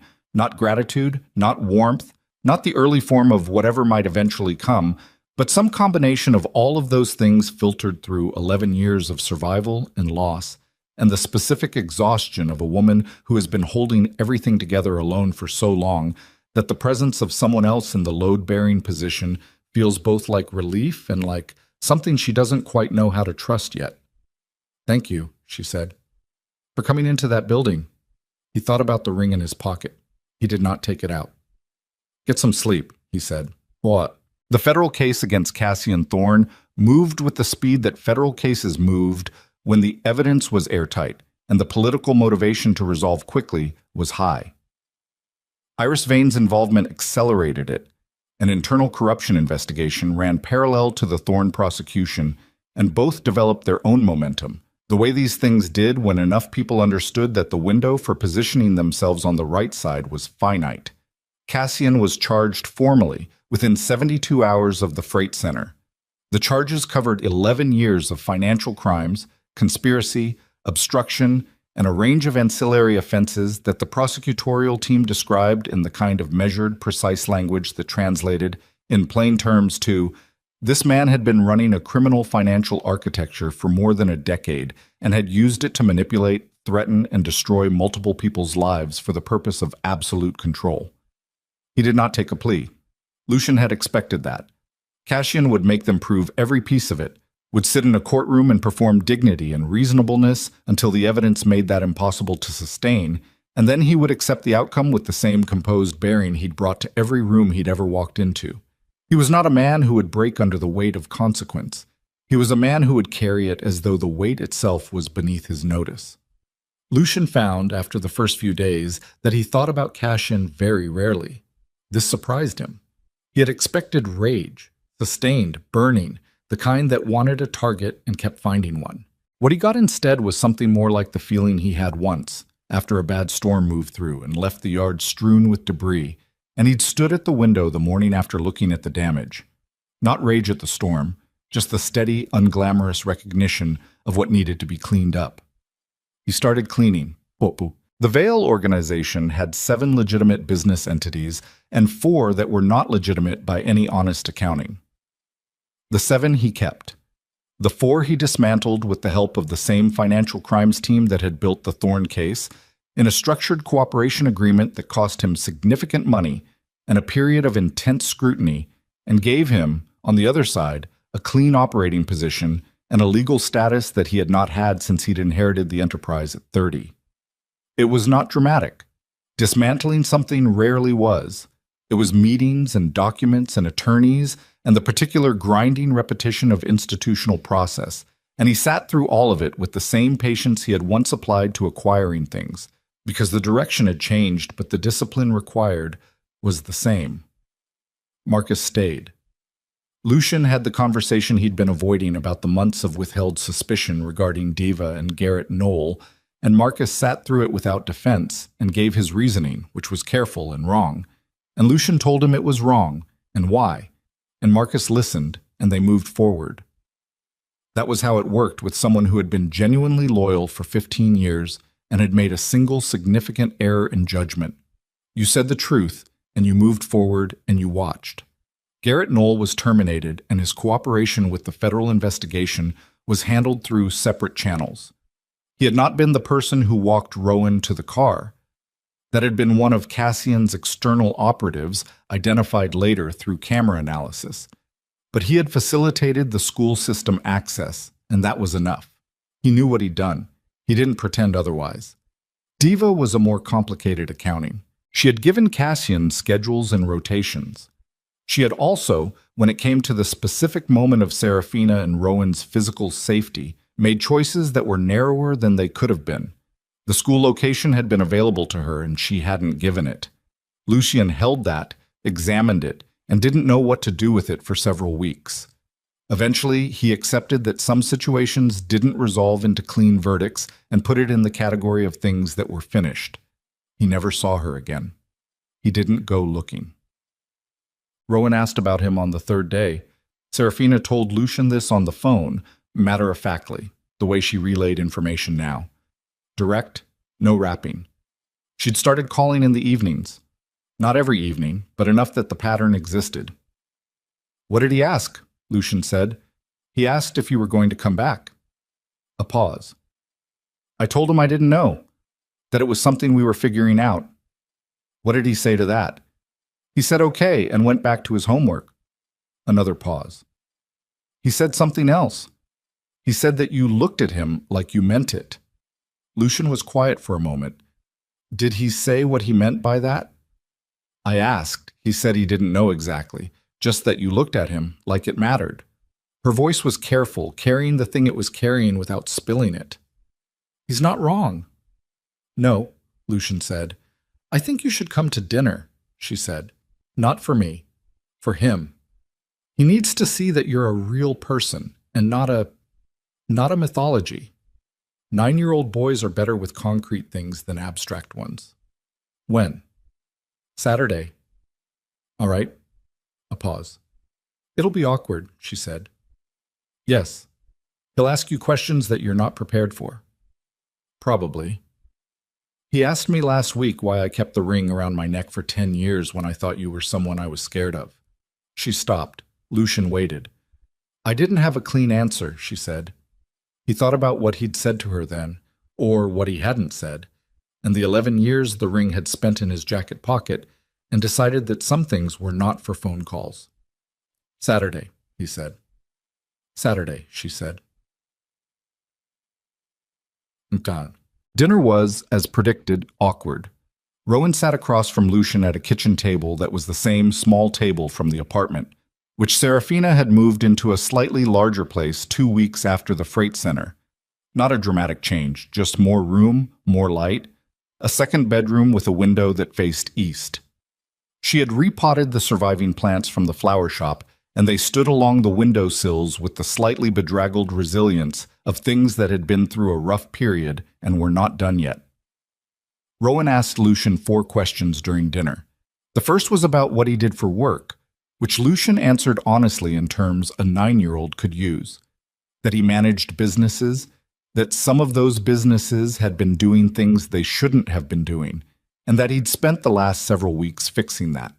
Rowan received this without visible judgment. The second question was about whether Lucian knew how to play chess, because Rowan played chess with a boy at school, and he was losing consistently and wanted to understand where he was going wrong. Lucian said he did know how to play chess, and they spent 20 minutes after dinner on the small table while Serafina washed dishes and deliberately did not watch. Lucian lost the first game. Not on purpose. Rowan was genuinely better than Lucian had expected and caught him with a move in the middle game that Lucian hadn't seen coming. "You left your rook exposed for 3 moves," Rowan said. "I know, I was watching the queen." "That's what you're supposed to do. Watch the queen so you don't see the rook." Lucian looked at him. "Did someone teach you that?" "The book did." He pointed at a chess book on the shelf.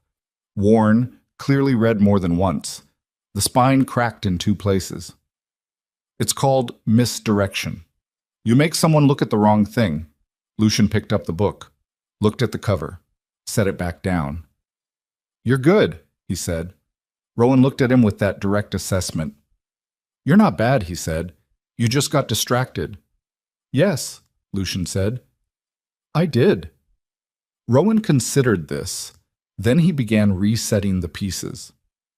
The third question came while they were setting up the second game, quiet, without preamble. "Why didn't you come find us?" The kitchen went very still. Serafina's hand slowed at the sink. Lucian looked at the board for a moment, then at Rowan. "I was told something that wasn't true," he said, "about your mother. I believed it for a long time because I was angry and because it was easier to believe than the alternative." He paused. "That was a mistake, a bad one, and it had consequences that I can't undo." Rowan thought about this with the same seriousness he brought to chess. "Were you sorry when you found out it wasn't true?" "Yes." "Are you sorry now?" "Every day." A beat. "Okay," Rowan said. He moved his king's pawn forward 2 squares. "Your turn." Lucian played. The fourth question came at the end of the second game, which Lucian won, not by much, and only because Rowan overextended his bishop in the endgame, which he recognized immediately and accepted without complaint. "Are you going to be around?" Rowan said, not looking at him, looking at the board, at the final position. "If you want me to be," Lucian said. Rowan considered the board for a moment. Then he began putting the pieces away, one by one, back into the wooden box they came from. "I might want you to be," he said. "I don't know yet." "That's fair," Lucian said. "I need to think about it." "Take as long as you need." Rowan put the last piece in the box and clicked the lid shut. Then he looked up at Lucian with his father's eyes in his mother's face and said, with the devastating directness of a child who has not yet learned to soften things, "You should come back next Saturday too, in case I figure it out by then." Lucian drove home with his jaw aching where it had started to heal wrong and his ribs still complaining on the left side, and something in his chest that was not a physical sensation, and that he did not try to name, because it was too new and too fragile for a name, and he did not want to break it by handling it wrong. He reached into his jacket pocket. The ring was there. He left it there. 3 months after the freight center, Cassian Thorne entered a courtroom for the first time. Lucian was not there.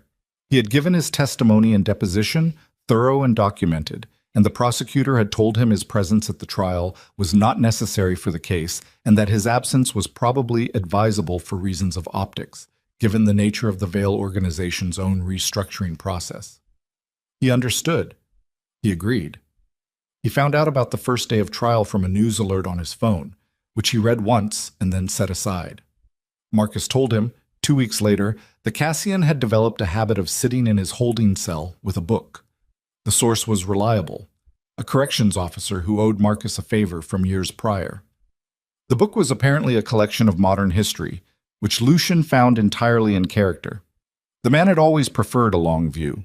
Lucian did not feel satisfaction when Marcus told him this. He had expected to. He felt something quieter, the specific absence of something he had been carrying for 11 years.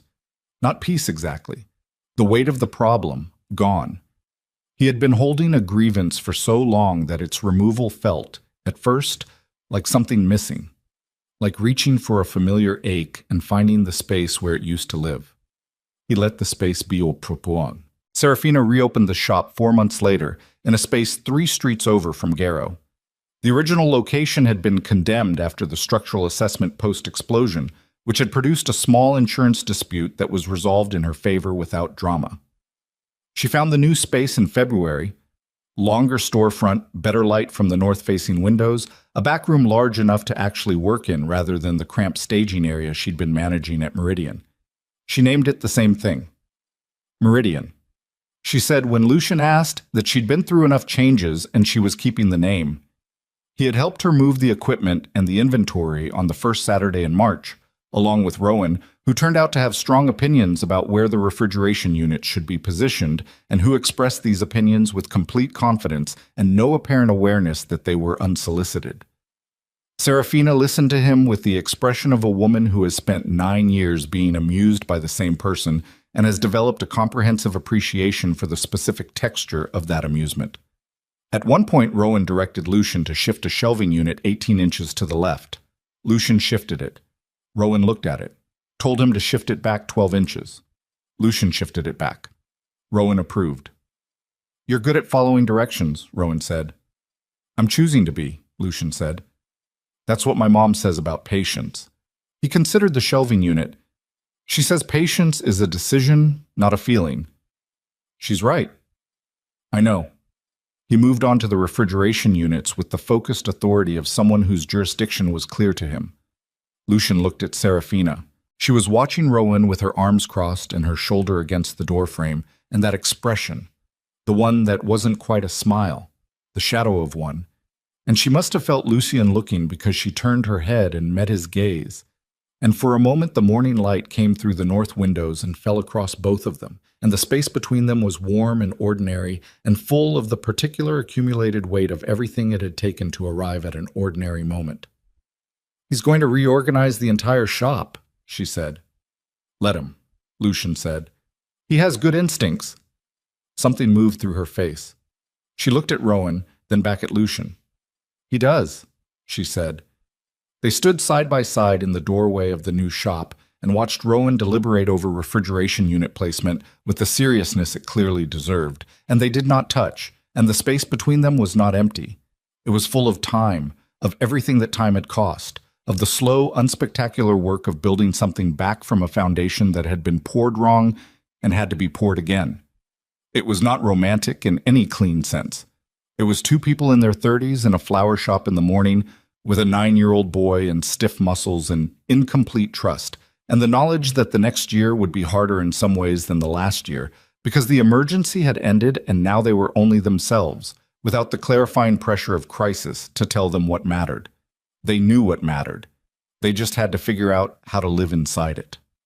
In June, Rowan had a chess tournament at his school. He placed second, which he assessed afterward with the specific analytical calm of someone who had already identified exactly which game cost him the final placement and what he would do differently next time. Lucian attended. He sat in the second row of folding chairs in the school gymnasium with a paper cup of weak coffee and watched his son play 4 games against opponents who all had the wide-eyed, hyperventilating quality of children in competition, while Rowan looked as he always looked, focused, still, entirely present in the problem in front of him. He lost the semifinal to a girl 2 years older than him, who played a style Lucian recognized as pure aggression, constant pressure, no patience, designed to make the opponent anxious. Rowan was not anxious. He was simply outpaced. After, Rowan found Lucian in the gymnasium and stood in front of him and said, "She was faster." "Yes. Speed isn't the same as skill." "No, but it matters." Rowan thought about this. "I need to get faster." "You have time." "She was 11 and I'm 9. I have 2 years before I'm her age, and by then she'll be 11 and I'll still be behind." He frowned. "The math doesn't work in my favor." "The math is only unfavorable if she's still better than you when you're both the same age. That's not determined yet." Rowan looked at him. "Do you believe that? Or are you just saying something encouraging?" Lucian looked at him steadily. "I saw you play 4 games today. I believe it." A pause. Then Rowan nodded, with the gravity of someone filing a piece of information in a location they'll be able to retrieve. "Okay," he said. "Can we get food? I'm hungry." "Yes." Mom said she'd meet us outside. They walked out of the gymnasium together, through the corridor with the faded mural on the south wall, and out into the June afternoon where Serafina was standing on the sidewalk with her sunglasses on and a jacket tied around her waist. And she opened her arms when she saw Rowan coming, and he walked into them with the easy familiarity of a child who has never had to wonder whether those arms would be there. She looked at Lucian over his head. He looked back. They had not said the things that were eventually going to be said. That was still somewhere ahead of them. A night when Rowan was asleep and the apartment was quiet, and they would sit at the small kitchen table and say the things that needed to be in the open between them. There would be one of those nights. Maybe more than one. But not yet. Not today.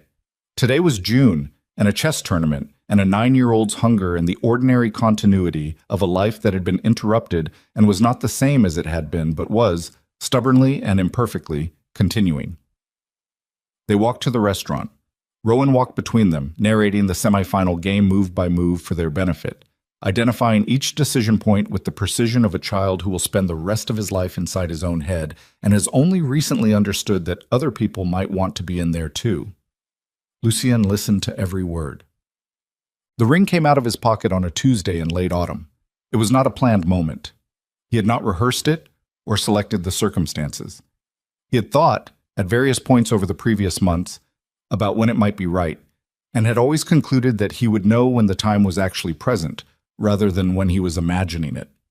He and Serafina were in her kitchen, the new apartment, the east-facing window, the improbably surviving plants on the sill, and it was late, past 11, Rowan asleep for 2 hours.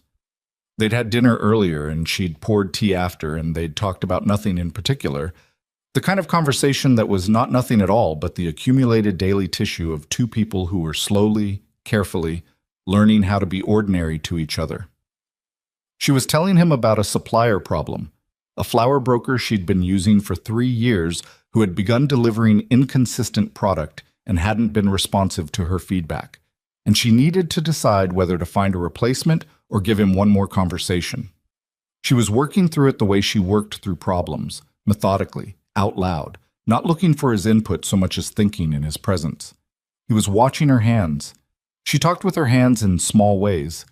Nothing theatrical, just small adjustments, the occasional gesture that illustrated the point. He had forgotten this about her, or had not remembered it clearly enough, and now he remembered it the way you remember things about someone when you've had enough time with them again that you've moved past the hyper-awareness of early reunion into something more settled. She finished her thought about the broker, looked up, found him watching her. "What?" she said. He reached into his jacket pocket. He put the ring on the table between them. She looked at it. He watched her look at it. The oval bezel, the thin hammered band, the small nick on the left side. She knew every detail of it. She'd been wearing it around her neck for 11 years. Her hand came up from her lap and rested on the table, not touching the ring, just near it. "That's not an engagement ring," he said. "Not right now. I'm not asking you anything tonight." She was quiet. "I just didn't want to keep it in my pocket anymore," he said. "It's been there for 11 years. It belongs on the table between us, where we can both see it." He paused. "It means that I know what I want, somewhere ahead of us. Not now, not soon. But I know, and I wanted you to know I know. That's all." She looked at the ring for a long moment. Then she looked at him. Her eyes were doing the thing they'd done since the beginning. The complex, guarded calculation underneath the surface. The weighing of what was real against what could be trusted. He did not hurry it. He had gotten good, over the last several months, at not hurrying things with her. It was the most important skill he had learned, possibly the most important skill of his life, though the competition for that distinction was not especially rigorous. She reached out. She picked up the ring. She looked at it in her palm. This unremarkable piece of Victorian silver from a pawn shop on Mercer Street, bought with shaking hands by a 23-year-old who had not yet learned how much the world could cost. And something in her face changed in the way it changed very rarely. The deepest, most offended layer of her opening just slightly, just enough. She did not put it on. She closed her fingers around it loosely and set her hand back on the table with the ring inside it. "Okay," she said. One word. Same word she'd been using since the beginning when she'd made a decision she was going to live inside. He reached across the table, put his hand over hers, the ring between her fingers and his palm, and she let him. And the kitchen was quiet around them with the sound of the city coming through the window and the plants on the sill holding their patient, improbable green, and it was enough. It was enough. Outside, the city moved on through the autumn dark, doing what it always did. Indifferent, enormous, running its own accounts. Inside the apartment, a boy slept in his east-facing bedroom without dreams he would remember. And in the kitchen, two people who had been separated by a lie and survived the separation and come back through the damage to this unremarkable Tuesday night sat with their hands together and said nothing else, because there was nothing else that needed to be said. Not tonight. The ring was on the table. The rest would follow.